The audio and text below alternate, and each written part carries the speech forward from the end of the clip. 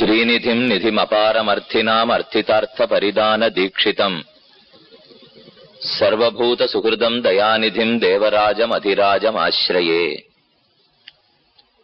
இது சுவாமி கூரத்தாழ்வானுடைய திருவாக்கு. காஞ்சி வரதராஜ பெருமான பத்தியது. அந்த பெருமாளுக்கு வரதன் வரதன்னு திருநாமம், வரதராஜன்னு பேர், தேவராஜன்னு திருநாமம், தேவாதிராஜன்னு பேர், எல்லாத்துக்கும் மேலே பேரருளாளன்னு திருநாமம். இந்த பெயர்களையெல்லாம் தன்னுடைய திருவுள்ளத்திலே கொண்ட ராமானுஜருடைய சச்சிஷரான கூரத்தாழ்வான் இந்த ஸ்லோகத்தை தன்னுடைய வரதராஜஸ்தவத்தின் ஆரம்பத்தில் அனுகிரகிக்கிறார். தேவப்பெருமாள் அந்த பெரியவருக்கு எப்படி சேவை சாதித்தானாம்? ஸ்ரீநிதிம் நிதிம் அபாரம் அர்த்தினாம் அர்த்திதார்த்த பரிதான தீட்சிதம். எம்பெருமான் ஒரு தீட்சை எடுத்துக்கொண்டு இருக்கிறான். என்ன தீட்சை? ராமன் ஒரு தீட்சை எடுத்தான். ராமாயண காலத்தே விபீஷணாழ்வான் சரணாகதி பண்ணினான். சுக்ரீவாதிகள் அவனை கண்டிப்பாக அங்கீகாரம் பண்ணக்கூடாது என்று மறுத்தார்கள். ஹனுமானோ விபீஷணன் அங்கீகாரம் பண்ண வேணும் என்று தெரிவித்தான். அவனை சேர்த்துக்க கூடாதுங்கிறதுக்கு சொன்ன காரணம், தீயவன், பிராட்டிய பிரித்த பாபியான ராவணனுடைய தம்பி, அதனால அவனை சேர்க்க கூடாதுன்னு மறுத்தார்கள். ஹனுமான் சேர்த்துக்கணும்னு சொல்றதுக்கு காரணம், விபீஷணஸ்து தர்மாத்மா நது ராட்சச சேஷ்டிதா, விபீஷணன் தார்மிகன், அதனால சேர்த்துக்கணும்னு ஹனுமான் சிபாரிசு பண்ணினார். ராமன் ரெண்டையும் கேட்டுட்டான். இவர்கள் எதனால் அங்கீகாரம் பண்ண கூடாதுங்கிறதையும் கேட்டுண்டான், அவர்களே அங்கீகாரம் பண்ணணும்னு சொல்றார்கள்ங்கிறதையும் கேட்டுண்டான். ரெண்டுத்தையும் கேட்டு கடைசியா ராமன் சொன்னது, நான் நீங்க ரெண்டு பேரும் சொன்னதையும் ஏத்துக்கிறதா இல்லை, மறுத்துட்டான். ரெண்டுல ஒண்ணுதானே பண்ணி ஆகணும். ஒண்ணு கை கொள்ளலாம், சேர்த்துக்கலாம், இல்ல தள்ளி விட்டுடலாம். ரெண்டுல ஒண்ணுதானே செய்ய முடியும். நான் ரெண்டையுமே செய்ய மாட்டேன்னு சொல்றான்னா என்ன அபிப்பிராயம் ராமனது? நீங்க சொல்றதுலேருந்து ஒரு பாதியை எடுத்துக்கிறேன், இவர்கள் சொல்றதுலேருந்து ஒரு பாதியை எடுத்துக்கிறேன், ரெண்டு பாதியை சேர்த்து தான் ஒரு முடிவுக்கு வந்தானாம் ராமன். இவர்கள் ரெண்டு விஷயம் சொல்லியிருக்கார். தீயவன் சேர்த்து கொள்ள கூடாது. ஹனுமான் ரெண்டு விஷயம் சொன்னார். நல்லவன் சேர்த்து கொள்ள வேணும். ஆஹா, இங்க ரெண்டு அங்க ரெண்டு ஆச்சா. இப்ப ராமன் ரெண்டுல இருந்து ஒன்னொன்னத்தை எடுத்துட்டான்.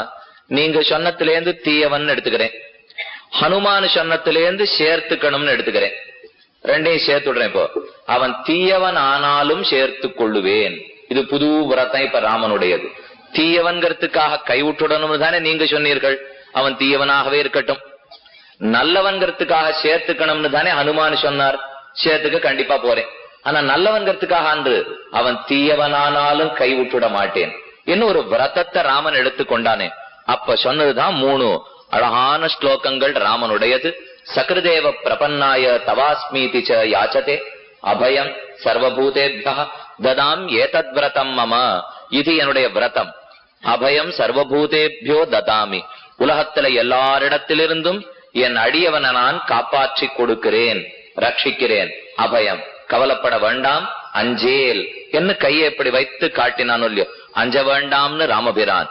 அந்த ஸ்லோகத்தை தான் ராமச்சரம ஸ்லோகம், ராமச்சரம ஸ்லோகம்னு சொல்லுவார்கள். இனி அஞ்ச தேவையில்லை. ஆர் எந்த துன்பத்தை கொடுத்தாலும் என் அடியானை ரட்சித்து கொடுக்கிறேன். இது ராமனுடைய வாக்கியம். பயந்தான் சுக்ரீவன், பிசாச்சான் தானவான் யக்ஷான் பிருத்திவியாஞ்சைவ ராட்சசான் அங்குள்யக்ரேண தான் ஹன்யாம் இச்சன்னு ஹரிகணேஸ்வர.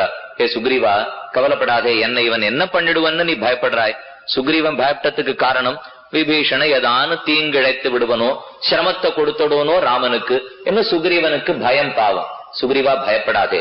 பிசாச்சங்கள் முழுவதும், யக்ஷர்கள் முழுக்க, யாரார் சேர்ந்து சேர்ந்து வந்தாலும், பிசாச்சான் தானவான் யக்ஷான் பிருத்திவியாஞ்சைவ ராட்சசான், இவா இத்தனை பேரும் தனித்தனியா வரட்டும் சுக்ரீவா, கூட்டமா சேர்ந்தே வந்தாலும் எனக்கு கவலை இல்லை. இவர்களை கொல்றதுக்கு ராமன் வேண்டாம், ராமனுடைய கை வேண்டாம், ராமனுடைய 5 விரல் வேண்டாம். அங்குள்ளி அக்ரேண தான் ஹன்யாம் இச்சன்னு ஹரிகணேஸ்வர. நினைத்தா விரல் நுனி நகத்தால கொண்டு போடுவேன் சுக்ரீவா. இவர்கள்லாம் என் முன்னாடி எம்மாத்திரம் என்ன. சுக்ரீவனுக்கு நம்பிக்கையை ஊட்டி ராமன் ஒரு வார்த்தை சொன்னான் இல்லையோ, தோஷோ யத்யபி தஸ்ய ஸ்யாத் சதாமேதது அகர்ஹிதம். அவன் தோஷவானானாலும் கைவிட்டுட மாட்டேன். இதத்தான் கங்கணம் கட்டினவன் சொல்லுவார்கள், விரதம் எடுத்தவன் சொல்லுவார்கள், தீட்சிதன்னு சொல்லுவார்கள். தீட்சிதம் விரத சம்பன்னம்னு பெரியோர்களுடைய திருவாக்கு. தீட்சை எடுத்திருக்கிறான் எம்பெருமான், எக்காரணம் கொண்டும் கைவிட்டுட மாட்டேன். அந்த தீட்சையை பத்தி தான் சுவாமி கூறத்தாழ்வான் வரதராஜஸ்தவத்தில் இந்த ஆரம்ப ஸ்லோகத்திலே சாதிக்கிறார். அர்த்திதார்த்த பரிதான தீட்சிதம் ஸ்ரீநிதிம் நிதிம் அபாரம் அர்த்தினாம். அர்த்திதார்த்த பரிதான தீட்சிதம். காஞ்சியில் தேவப்பெருமாளும் ஒரு தீட்சை எடுத்துட்டு இருக்கானா. எதிலே தீட்சை? அர்த்தித அர்த்த பரிதான தீட்சிதம். யார் எதை போய் அவனிடத்துல கேட்டாலும் பரிதான தீட்சிதம், அதை கொடுத்தே தீருவேன், கொடுத்தல்லது நிற்க மாட்டேன் என்னொரு தீட்சை எடுத்துட்டு இருக்கானோ இல்லையோ. அந்த எம்பெருமான் எப்படி சேவை சாதிக்கிறான்? ஸ்ரீநிதிம் நிதிம் அபாரம் அர்த்தினாம். அவன் அபார அர்த்திகளுக்கு நிதி. யார் என்னென்ன போய் கேட்கிறாளோ அவனிடத்துல நிதி இருந்தா தானே கொடுக்கறதுக்கே முடியும். அதனால அபாரம் அர்த்தினாம் நிதி. கேட்பவர்கள் எதை கேட்டாலும் கொடுக்கிற நிதி எம்பெருமானே. அவனுக்கு நிதியா இருக்கிறது மட்டும் ஆச்சரியம் இல்லை. ஸ்ரீநிதிம் நிதிம் அபாரம் அர்த்தினாம். ஸ்ரீயான பெரிய விராட்டியாருக்கே நிதி. சம்பிரதாயத்திலே பெருந்தேவி தாயாருக்கு எத்தனை சீர்மை. அந்த தாயார் தானே காஞ்சிபுரத்திலே இன்னைக்கும் சேவை சாதிக்கிறாள். பெருந்தேவி தாயார் ஸ்ரீதேவி நாச்சியார், அவளுக்கே நிதி. எல்லாருக்கும் நிதி நாச்சியார். அந்த நாச்சியாருக்கே ஒரு நிதி உண்டானா இவர்தான் தேவப்பெருமாள் காஞ்சி வரதராஜன் ஸ்ரீநிதின். அப்படி பிராட்டிக்கு கூட நிதி இருக்குமா? ஆழ்வார் தமிழ்ல பாடிந்தியா, திருவுக்கும் திருவாகிய செல்வா. திரு எல்லாருக்கும் திரு ஸ்ரீதேவி நாச்சியார், திருவுக்கும் திரு. அந்த திருவுக்கு ஒரு திரு உண்டுன்னா அதான் காஞ்சி பேரருளாளன். திருவுக்கும் திருவாகிய செல்வன் ஸ்ரீநிதி. அதைத்தான் ஆளவந்தார் சாதித்தார் தம்முடைய ஸ்தோத்திர ரத்னத்திலே. கஸ்ரீ ஸ்ரீயா பரமசத்துவ சமாசய கஹ கஹா புண்டரீக நயனஹ புருஷோத்தம கஹ. உலகத்திலே புருஷோத்தமன் யார்? தாமரை கண்ணன் யார்? ஸ்ரீ திருவுக்கும் திருவாகிய செல்வன் யார்? பரம சத்துவகுணம் படைத்தவன் யார்? யார் யார் யார்னு கேள்வி கேட்டார். ஒரே பதில் காஞ்சி தேவாதிராஜன் தான். என்ன ஸ்ரீநிதினு குரத்தாழ்வான் காட்டி கொடுத்தாரே அந்த தேவப்பெருமாள் வாசஸ்தலம். அற்புதமான மண்டபம் காஞ்சி மண்டபம். ஆனா காஞ்சி மண்டபத்துக்கு திருநாமம் நாம வச்சிருக்கிறது தியாக மண்டபம். ஆச்சாரிய ஹிருதயத்திலே சுவாமி அழகியமணவாள பெருமாள் நாயனார் சாதித்தது புஷ்ப தியாக போக மண்டபங்களில் பனிப்பூவும் ஆலவட்டமும் வீணையின் கையுமான அந்தரங்கரை முடிமன்னவரும் வைதிகோத்தமரும் மகாமுனியும் அனுவர்த்தித்த கிரமம். இந்த பல்லவி அனுபல்லவி நித்திய அடியும் பாடிண்டே இருக்க வேண்டியதான். இதே ஞாபகம் வச்சுங்கோ. எத்தனை சரணம் பாடினாலும் திருப்பி இதே தான் பாடிண்டாகணும். நேத்திக்கு இது ஒண்ணு பார்த்துருக்கோம். ஒண்ணு திருவேங்கடமுடையானுடைய புஷ்ப மண்டபத்திலே குறும்பருத்த நம்பி பனிப்பூவும் கையுமான அந்தரங்கரை தொண்டமான் சக்கரவர்த்தி அனுவர்த்தித்த கிரமம் நேத்திக்கு பார்த்துட்டோம். இனி அடுத்தது இன்னைக்கு மண்டபம் நம்முடையது காஞ்சி பேரருளாளனுடைய மண்டபம். மண்டபத்துக்கே தியாக மண்டபம்னு பேர். என்னத்தினால தியாக மண்டபம்?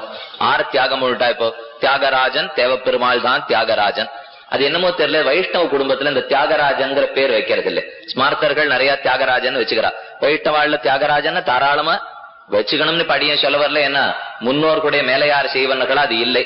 இருந்தாலும் தியாகராஜன்னா சம்பிரதாயத்துல தேவப்பெருமாள் தான். தியாகேசனாக தியாகராஜனாக சேவை சாதிக்கிறான். என்ன தியாகம் பண்ணிவிட்டார்? பெருமாள் கூடமா தியாகம் பண்ணுவார்? நாம தியாகம் பண்ணணும்னா புரியுது. ஆசைய தியாகம் பண்ணணும், காமத்தை தியாகம் பண்ணணும், கோபத்தை தியாகம் பண்ணணும். நாம பண்ணணும்னா தெரியாது. பெருமாள் தியாகம் பண்ணிவிடவே கூடாது. அவர் தியாகம் பண்ணா பெரிய அனர்த்தம் விளையும். அவர் மட்டும் தியாகம் பண்றாருன்னு வச்சுக்கோம். நம்மள எல்லாம் இந்த ஆழ்வார்கள் ஆச்சாரியர்கள் விட்டுடு விட்டுடு விட்டுடுன்னு சொல்லிட்டே இருக்காளோ இல்லையா. பெருமாளை பார்த்து நீ விட்டுடுன்னு ஒரு தடவை சொன்னா எப்படி இருக்கும்? போயே போட்டோம்னா அவன் அத்தனை என்னதுன்னு சொல்லிட்டு இருக்கிற வரைக்கும் தான் நாம தப்பிக்க முடியும். ஒரு நிமிஷம் இவாளோட நமக்கு என்னென்ன சம்பந்தம் என்ன கை கூப்பிட்டான் எம்பெருமான்னா அதோ கதி தான். நாம கீழே இருந்து மேல வர்றதுக்கே முடியாது. இவன் எத்தனை தப்பு பண்ணாலும் நாம் பெத்த பிள்ளை விட்டுட முடியாது, என் சொத்து விட்டுட முடியாது, என் அடிமை விட்டுட முடியாது. இந்த விட முடியாதுன்னு இருக்கிற வரைக்கும் தான் நம்மால அவன் திருவடிகளை கட்ட முடியும். பெருமாளுக்கு தியாக உணர்வு வந்துடுத்துன்னா நம்ம போயே போகணும். அவரு தியாக உணர்வு மட்டும் வரவே கூடாது. ரொம்ப முக்கியம். சம்பிரதாயத்திலே பிரதானமா அர்த்தமா பூர்வர்கள் காட்டினார்கள். அவன் தியாகராஜன் ஆகவே கூடாது. ஆனால் நமக்கு அவனுடைய திருவடிகள் கிடைக்கவே கிடைக்காது. அவர் பார்த்து வேதத்துல என்னென்ன வழி சொல்லியிருக்கேன் அதன் படி பண்ணி என்ன வந்து சேர்ந்தா சேர்த்துக்கிறேன், இல்லைன்னா நான் எடுத்துருக்கிறேன், நான் மாட்டுக்கு இருக்கேன் என்ன பேசாம தியாக மனப்பான்மையோட இருந்துட்டார்னா இவன் என்னைக்கு வேதத்தை கத்து கர்மயோகம் ஞான யோகம் பக்தி யோகம் கிட்டக நெருங்கவே போறது கிடையாது. நல்ல வேளை சரணாகதின்னு ஒண்ணு வைத்து ராமானுஜர் போன்ற ஆச்சாரியர்களை பிறப்பித்து சரணாகதி தத்துவத்தையும் உலகத்துல பரவ விட்டு அதை பண்ணு போரும் சேர்த்துக்கிறேன்னு சொன்னானோ இந்த பெருமாள் இடத்துல நாமும் போய் இன்னைக்கும் அடைந்து கொண்டு வருகிறோம். தியாகராஜன் அவனை சொல்லிடலாமா? என்ன தியாகம் அவன் பண்ணவே கூடாதே. அப்படி என்ன தியாகம் பண்ணிட்டார்? என்ன காஞ்சி தேவ பெருமாளை பத்தி பூர்வர்கள் பல பல அபிப்பிராயங்களை காட்டினார்கள். அதை பத்தி சொல்ல வேண்டியதான் இன்னைக்கு தியாக மண்டபத்தினுடைய கருத்து.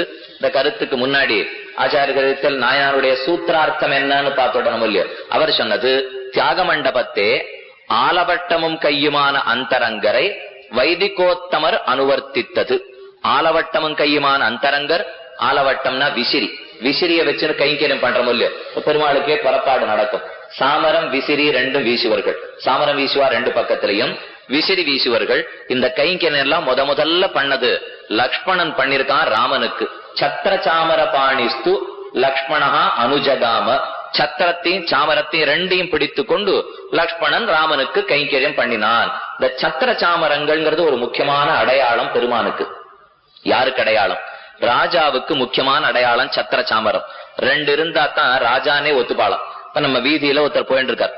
இந்த ஊருக்கு ராஜா இருந்த காலம் இருந்திருக்கும் இல்லையோ. இந்த காலத்திலேயே திடீர்னு ராஜா தன் வேஷத்தை எல்லாம் மாத்திண்டு வேட்டி எல்லாம் வேற மாதிரி சாத்திண்டு தனக்கு கொஞ்சம் மறைச்சுண்டு பின்னாடி ஒத்துரும் இல்லை, தனியா சத்திரம் சாமரமும் இல்லாமல் இப்படி போனா குழந்தை கூட அவரை திரும்பி பார்க்காது. யாரோ போறாருன்னு விட்டுடும். அதுக்கு வேண்டிய வாத்தியம் முன்னாடி பசுமாடு போக, ஒட்டகம் போக, குதிரை போக, ஆனை போக, அத்தனை பட போக, பின்னாடி சத்திர சாமரத்தோட இவர் பிருதங்களை ஊதின்னு வந்தாருன்னா அப்பதான் இவரை ராஜான்னு புரிஞ்சுப்பாளே தவிர ராஜாதான், ராஜா இல்லைங்கிறது இல்ல. இருந்தாலும் தெரிஞ்சுக்கணும்னா இந்த சத்திர சாமரம் ஒன்று இல்லையோ, அது லட்சணம், இன்றியமையாத லட்சணம் ராஜாவுக்கு சத்திரமும் சாமரமும். அந்த சத்திரத்தை பத்தி தான் இப்ப நாம பேசிட்டு இருக்கோம். கொடையும் சாமரமும் வேணும். அந்த மாதிரி விசிறி வீசுதல்ங்கிறது பகவானுக்கு ஒரு கைங்கரியம். சாமரங்களை வீசுறோம், பின்னாடி கொடை போடுறோம், எம்பெருமானுக்காக விசிறி வீசுறோம். இதெல்லாம் சிசிரோபச்சாரம். சிசிரோபச்சாரம்னா குளிர்ச்சிக்காக பண்ணுகிற உபச்சாரம். இங்கேயே வசந்த காலம் வந்துடுத்து, வேநீர் காலம், நிறைய கோடை காலம் எல்லாம் வந்துடுத்துன்னா பெருமாளை சுத்தி திருவண்ணாய் பிரதட்சணத்திலேயே தீர்த்தம் சேர்த்து விடுறாரோ இல்லையோ. அகடியில தீர்த்தம் சேர்த்து ராத்திரி அரவணை ஆன பிற்பாடு அதை திறந்து விடுறா. வெளியில போய் விஸ்வக்சேனர் சன்னதி பக்கத்துல தீர்த்தமாடுற வழக்கங்கள் ரொம்ப நாட்களா இருக்கிறதா. பெருமாளுக்கு குளிர்ச்சி வேணுங்கிறதுக்காக சிசிர உபச்சாரம் நிறைய செய்வர்கள் அடியார்கள். இந்த வேர் தட்டி வசந்த மண்டபத்துக்கு கேட்டாரோ இல்லையா, வசந்தோத்சவத்தின் போது மண்டபத்துக்கு எழுந்துழைச்சு அங்கேயும் முழுக்க தீர்த்தம் பூரித்து வைப்பார்கள். அங்கேயும் நிறைய இந்த குறு வேர் தட்டி எல்லாம் கட்டி வைப்பார்கள். இதெல்லாம் குளிர்ச்சி கொடுக்கணுங்கிறதுக்காக. அதே போலத்தான் விசிறி கொண்டு பகவானுக்கு வீச வேண்டும். திருக்கச்சி நம்பிகள்ங்கிற பெரியவர் இருந்தார். பூவிருந்தவல்லியிலே திருவவதாரம் பண்ணினவர். பூந்தமல்லின்னு இன்னைக்கு மறிவு சொல்றோம். பூவிருந்தவல்லி சென்னப்பட்டணத்துக்கு பக்கத்தில் இருக்கிற அழகான ஊர். அந்த பூவிருந்தவல்லியிலே பிறந்தார் காஞ்சிபூர்ணர். காஞ்சிபூர்ணர்னு அவருக்கு திருநாமம். அவர் தான் திருக்கச்சி நம்பிகள். இந்த நம்பிகள் தேவப்பெருமாளுக்கு கைங்கரியம் பண்ணணும். விசிறிய கையில் எடுத்து விட்டார். ஸ்ரீரங்கத்துக்கு வந்தார். சுவாமி, இன்னும் உமக்கு விசிறி வீசி கைங்கரியம் பண்ணட்டுமா? பெரிய பெருமாள் சொன்னார், ஏற்கனவே நான் ரெண்டு ஆத்துக்கு நடுவுல கிடக்கிறேன், குளிர் இந்த இடத்துல தாங்கல. இந்த பக்கம் வேற சிலீர்னு ஓடுறது, இந்த பக்கம் ஜலம் ஓடிட்டு இருக்கு. ஜலத்துக்கு நடுவுல கிடக்கிற எனக்கு போய் விசிறி வீசணுமா? வேண்டாம், வேற விதேசம் இருந்தா பாத்துக்கும். அனுப்பிச்சு விட்டுட்டார் பெரிய பெருமாள். நேர திருவேங்கடத்துக்கு போனார். உமக்கு கைங்கரியம் பண்ணட்டுமான்னா, சுவாமி கோடை காலத்திலேயான வெயில் அடிக்கும் ஸ்ரீரங்கத்திலே, அதுவும் குறவு என் ஊர்லயே திருப்பதியிலே, நீர் நமக்கா வந்து கைங்கரியம் பண்ண வந்தீர். குளிரறிவி வேங்கடம்னு ஆழ்வாருடைய போஷரம். தண்ணீர் பொன்னி திறக்கையால் அடிவரள பள்ளி கொள்ளும் கருமணிய கோமளத்தை இந்தூரை பத்தி போஷரம். தண்ணீர் பொன்னி திறக்கையால் அடி வருடிக்கொண்டே கிடக்கிறாள். அதனால குளிர்ச்சி இந்த ஊருக்கு. ஊரே குளிரருவி வேங்கடம், அது திருவேங்கடத்திலே திருப்பதியிலே. இந்த பெருமாளுக்கெல்லாம் நம்ம விசிறி கைங்கரியம் பண்ணி பிரயோஜனமே இல்லை. முடிவுக்கு வந்துட்டார். யாருக்கு கைங்கரியம் பண்ணா சந்தோஷம் ஏற்படுமோ அவனுக்கு தான் அந்த கைங்கரியம் பண்ணணும். தேவையில்லாதவனுக்கு மட்டும் மேல மேல ஒன்னை கொடுத்துட்டே இருக்க கூடாது. ஒரு சம்ஸ்கிருத ஸ்லோகம் சொல்லும், விருத்தா விருஷ்டி சமுத்திரேஷு விருத்தா திருப்தஸ்ய போஜனம் விருத்தா தானம் சமர்த்தஸ்ய விருத்தா தீபோ திவாபிச்ச. இன்னநாளுக்கு இன்னென்ன பண்ணாதேன்னு சொல்றது இந்த ஸ்லோகம். விருத்தா தீபோ திவாபிச்ச, பகல் வேளையில விளக்கேற்றி வைக்கவே வைக்காதே, வச்சா வியர்த்தம். விருத்தா தீபோ திவாபிச்ச. விருத்தா தானம் சமர்த்தஸ்ய, நன்னா சம்பாதிக்கிற தைரியம் தெம்பு இருக்கிறவனுக்கு தானம் கொடுக்கவே கொடுக்காதே. கொடுக்க ஆரம்பிச்சோம்னா என்ன ஆகும்? அவன் கொஞ்ச நஞ்சம் உழைக்கிறதையும் நிறுத்தினுடுவான். உழைக்க தெரிஞ்சு சாமர்த்தியம் சக்தி இருக்கிறவனுக்கு தானம் கொடுக்காதே. விருத்தா தானம் சமர்த்தஸ்ய விருத்தா திருப்தஸ்ய போஜனம். சாப்பிட்டு முடிச்சு அப்பான்னு எழுந்திருக்கிறானே, சுவாமி மறுபடியும் உட்கார்றீரா, இலத்தளிகை சேர்த்து மறுபடியும் சாப்பாடு போடலான்னு இருக்கேன், சொல்லவே சொல்லாதே. சாப்பிட்டு முடித்தவனுக்கு சாப்பிட வற்புறுத்தாதே. அதே போல மழை பெய்யறது சமுத்திரத்துல பெஞ்சா வீண், என்ன லாபம்? நிலத்துல பெஞ்சா சேர்த்து வைக்கும், அதுவே நிலத்துல பெஞ்சது சேர்க்க முடியாமல் அடிச்சுன்னு போய் கடல்ல கடைசியா சேர்ந்து விடுறது. நாம எப்பப்பெல்லாம் குளம் வெட்டி வைக்கிறோமோ மழை வராது, எப்பெல்லாம் மழை வருதோ நம்ம கிட்ட குளம் இல்லை. இது மாத்தி மாத்தி நடந்துட்டே இருக்கு எல்லாத்துக்கும். அன்னிலேருந்து சொல்லிட்டு இருக்கிற சிரமம் என்ன? குளத்தை வெட்டி வச்சா மழை தண்ணீரை சேர்த்து விடலாம். மாத்தி மாத்தி நாம பார்த்துட்டே இருக்கோம், நாம வெட்டித்தான் வச்சுருக்கோம். ஆழ்வார் அழகா ஒரு பாசுரத்துல சாதித்தார், வனத்திடற ஏரியாம் வண்ணம் இயத்தும் இதுவல்லார் மாறி ஆர்ப்பெய்கிப்பார் மற்ற வேணும்னா நாம போய் குளத்தை வெட்டி வைக்கலாம். குளத்தை வெட்டிவிட்டேனே நீ கொட்டுன்னு வருணதேவனை பார்த்து நாம சொல்ல முடியாது. குளத்தை வெட்டி வைக்கத்தான் நமக்கு யோகியத்தை தவிர, நான் சுவாமி ரொம்ப செலவழிச்சு குளம் வெட்டி வச்சிருக்கேன், கண்டிப்பா நாளைக்கு பெஞ்சு விடுறீரா அப்படின்னு அவனை பார்த்து கேட்க முடியாது. அதே அவர் பெய்யறச்சே, இவர் என்ன நான் வெட்டச்சே இவர் பெய்ய மாட்டேங்கிறார், இவருக்காச்சு எனக்காச்சு பார்த்து போன்னு விட்டா பெய்யச்சே குளம் இல்லைன்னா நமக்கு தான் நட்டம். வெட்டி வச்சுட்டு காத்துட்டு இருக்கணுமே தவிர அவனிடத்துல நிர்பந்தப்படுத்தவே முடியாது. வனத்திடற ஏரியாம் வண்ணம் இயத்தும் இதுவல்லார் மாறி யார் பெய்கிப்பார் மற்ற விராட்ட பருவம் வாசின்னு இருக்கலாம், ஆழிமழை கண்ணா அனுசந்தானம் பண்ணிட்டு இருக்கலாம், பண்ணிட்டே இருக்க வேண்டிதான். அதுக்கு மேல அவன் கொட்டுவனாங்கிறது யாருக்கு தெரியும்? இதுதான் சம்பிரதாயத்திலே இதை கொண்டு ரொம்ப முக்கியமான அபிப்பிராயத்தை காட்டினார்கள். குளம் வெட்டி வச்சிருக்கமா, வெட்டி வச்சு காத்துன்னு இருக்கும், என்னைக்கு மழை பொழியும் மழை பொழியும்னு. குளம் வெட்டினோங்கிறதுக்காக மழை பொழியாது, மழை பெய்யச்சே குளம் இல்லைன்னா வியர்த்தமா போயிடும். இந்த ரெண்டுமே பாக்குறோம் இல்லையோ? அதே போலத்தான் இந்த சரணாகதி தத்துவமும் கூட. நாம போய் பெருமான இடத்துல சரணாகதி பண்ணிட்டோம். நான் சரணாகதி பண்ணிட்டேனேங்கிறதுக்காக மோட்சம் கொடுன்னு கேட்டா அவர் கொடுக்கவே மாட்டார். நான் சரணாகதி பண்ணிட்டு அவர் அனுகிரகத்துக்காக காத்துட்டு இருக்கணும். சரணாகதியும் பண்ணி மோட்சம் கொடுன்னு பிரார்த்திச்சுட்டேன், கொடுக்கறதும் கொடுக்காதும் உன்னுடைய இஷ்டம், நிர்பந்தப்படுத்த என்னால் முடியாது. சரணாகதி பண்ணிட்டு காத்துட்டு இருக்கணும். நான் பண்ணினேனேங்கிறதுக்காக நீ கொடுத்துத்தான் தீரணும்னு சொல்ல முடியுமா? சொல்ல முடியாது. ஆனா அதே கொஞ்சம் மாத்தி வச்சு பாருங்க, அவர் கொடுக்க வந்திருக்கிறச்சே நான் சரணாகதி பண்ணலன்னா கிடைக்காத போயிடும். ஆக குளம் வெட்டி வச்சாதான் மழை பொழியுங்கிற தேவை கிடையாது, ஆனா மழை பொழியச்சே குளம் இருக்கணும். அதே போல சரணாகதி பண்ணிட்டத்துக்காக மோட்சம் கிடைச்சிடுங்கிறது கிடையாது, ஆனா சரணாகதி பண்ணாட்டா மோட்சம் கிடைக்காது. ரெண்டையும் சேர்த்து வச்சு பார்க்கணும். நீங்க இப்ப நான் சரணாகதி பண்ணினேங்கிறதுக்காக மோட்சம் கொடுன்னு அவனை கேட்கவே முடியாது. அப்ப இப்படி வச்சுக்கலாமா? சரணாகதியே வேண்டாம் மோட்சம் கிடைச்சிடும் அப்படின்னு சொல்ல முடியாது. அவர் மோட்சம் கொடுக்கறேன்னு வரச்சே நான் சரணாகதி பண்ணிருந்தா தான் மோட்சத்தை கொடுப்பார். இது இந்த குளம் வெட்டுறாப்பல, இது நான் குளத்தை வெட்டி வச்சதுக்காக மழை பெஞ்சிட போறது இல்லை. இதே போல சரணாகதி பண்ணத்துக்காக மோட்சம் கிடைச்சிட போறது இல்லை. ஆனா சரணாகதி பண்ணலன்னா மோட்சம் கிடைக்காது இல்லையோ? குளம் வெட்டாட்டா ஜலம் ரொம்ப இல்லையோ? இப்படித்தான் மாத்தி மாத்தி பார்த்துட்டே இருக்கணும். இந்த சரணாகதியாலே மோட்சம் கிடைப்பதற்கும் கொஞ்சம் இந்த சம்பிரதாயத்தில் இருக்கிற சண்டை பூசலும் இதனாலதான் இன்னி வரைக்கும் நடந்துட்டு இருக்கு. ஏதோ தெங்கலையார் ஒரு பக்கமும் வடகலையார் ஒரு பக்கமும் ரெண்டா பிரிஞ்சு இன்னைக்கு நாம பேசிட்டு இருக்கோம் இல்லையா? என்னன்னு நாம சொல்லிட்டு இருக்கோம், சரணாகதி பண்ணத்துக்காக மோட்சம் இல்லை, ஈஸ்வரனுடைய நிருகேதுக கிருபையாலே மோட்சம். இது தெங்கலையாருடைய பட்சம். ஆனா வடகலையாருடைய பட்சம் என்னன்னு சொல்லிட்டு இருக்கோம், இது சரணாகதி உபாயம். சரணாகதி பண்ணத்துக்காகத்தான் மோட்சம் பகவான் கொடுக்கிறான், சரணாகதி பண்ணலன்னா மோட்சம் கிடைக்கவே கிடைக்காது. இது வேதாந்த தேசிக பட்சம். கொஞ்சம் மெதுவா யோசிச்சு பார்த்தோம்னா ரெண்டு பட்சத்திலையும் ஒண்ணு பெரிய வித்தியாசம் கண்ணில் படவே படாது. ஒருத்தர் என்ன சொன்னார், சரணாகதி மோட்சத்தை கொடுக்கும்னார். இன்னொருத்தர் என்ன சொன்னார், பகவானுடைய கிருபை தான் மோட்சத்தை கொடுக்கும்னார். நம்ம பொறுத்த வரைக்கும் ரெண்டுமே உண்மை. இப்ப நான் உட்காந்து சொல்லிட்டு இருக்கேன், சுவாமி எந்த இடத்துல உபன்யாசம் பண்ண வந்தீர்? ஸ்ரீரங்கத்திலே. அடுத்த ஒருத்தர் வந்து கேட்டார், எங்க உபன்யாசம்னார். நான் ஸ்ரீரங்கத்திலே இருந்து சொன்னேன்னு இல்லையோன்னு நான் அதையா கேட்டேன். அதான் சொல்லிட்டீரு, எந்த இடத்துலேன்னு கேட்டேன். கீழே சித்திர வீதியில். சுவாமி என்ன சித்திர வீதி முழுக்க நான் போயிட்டு வர முடியும்? கீழே சித்திர வீதியில எங்கேன்னார். இதோ இந்த இடத்துல என்ன. இத 3 கேள்விக்கு 3 பதில பக்கத்துல ஒருத்தர் கேள்விட்டே இருந்தார். என்ன பார்த்தா இவருக்கு பைத்தியம் போல் இருக்கு. முதல் கேள்விக்கு ஸ்ரீரங்கத்திலே என்னார், 2வது கேள்வி கீழே சித்திர வீதியில என்னார், 3வது கேள்விக்கு ஏதோ இடத்தை சொல்றார்.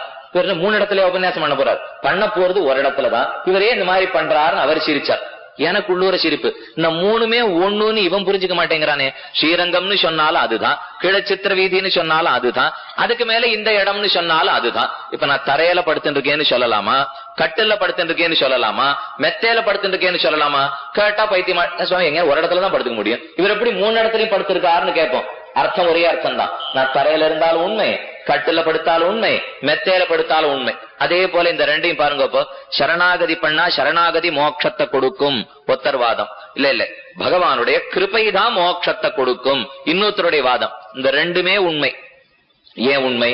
சரணாகதி மோட்சத்தை கொடுக்கும்னு ஒருத்தர் சொன்னார் இல்லையா, புலலோகாச்சாரியர். அவர் சொன்னது ஈஸ்வரனுடைய கிருபை தான் மோட்சத்தை கொடுக்கும்னு.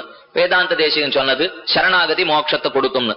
இப்ப நாம தேசிகன் இடத்துல போய் ஒரு கேள்வி கேட்கணும், பிள்ளலோகாச்சாரியர் இடத்துல போய் ஒரு கேள்வி கேட்கணும். பிள்ளலோகாச்சார இடத்துல என்ன கேட்கணும் தெரியுமா?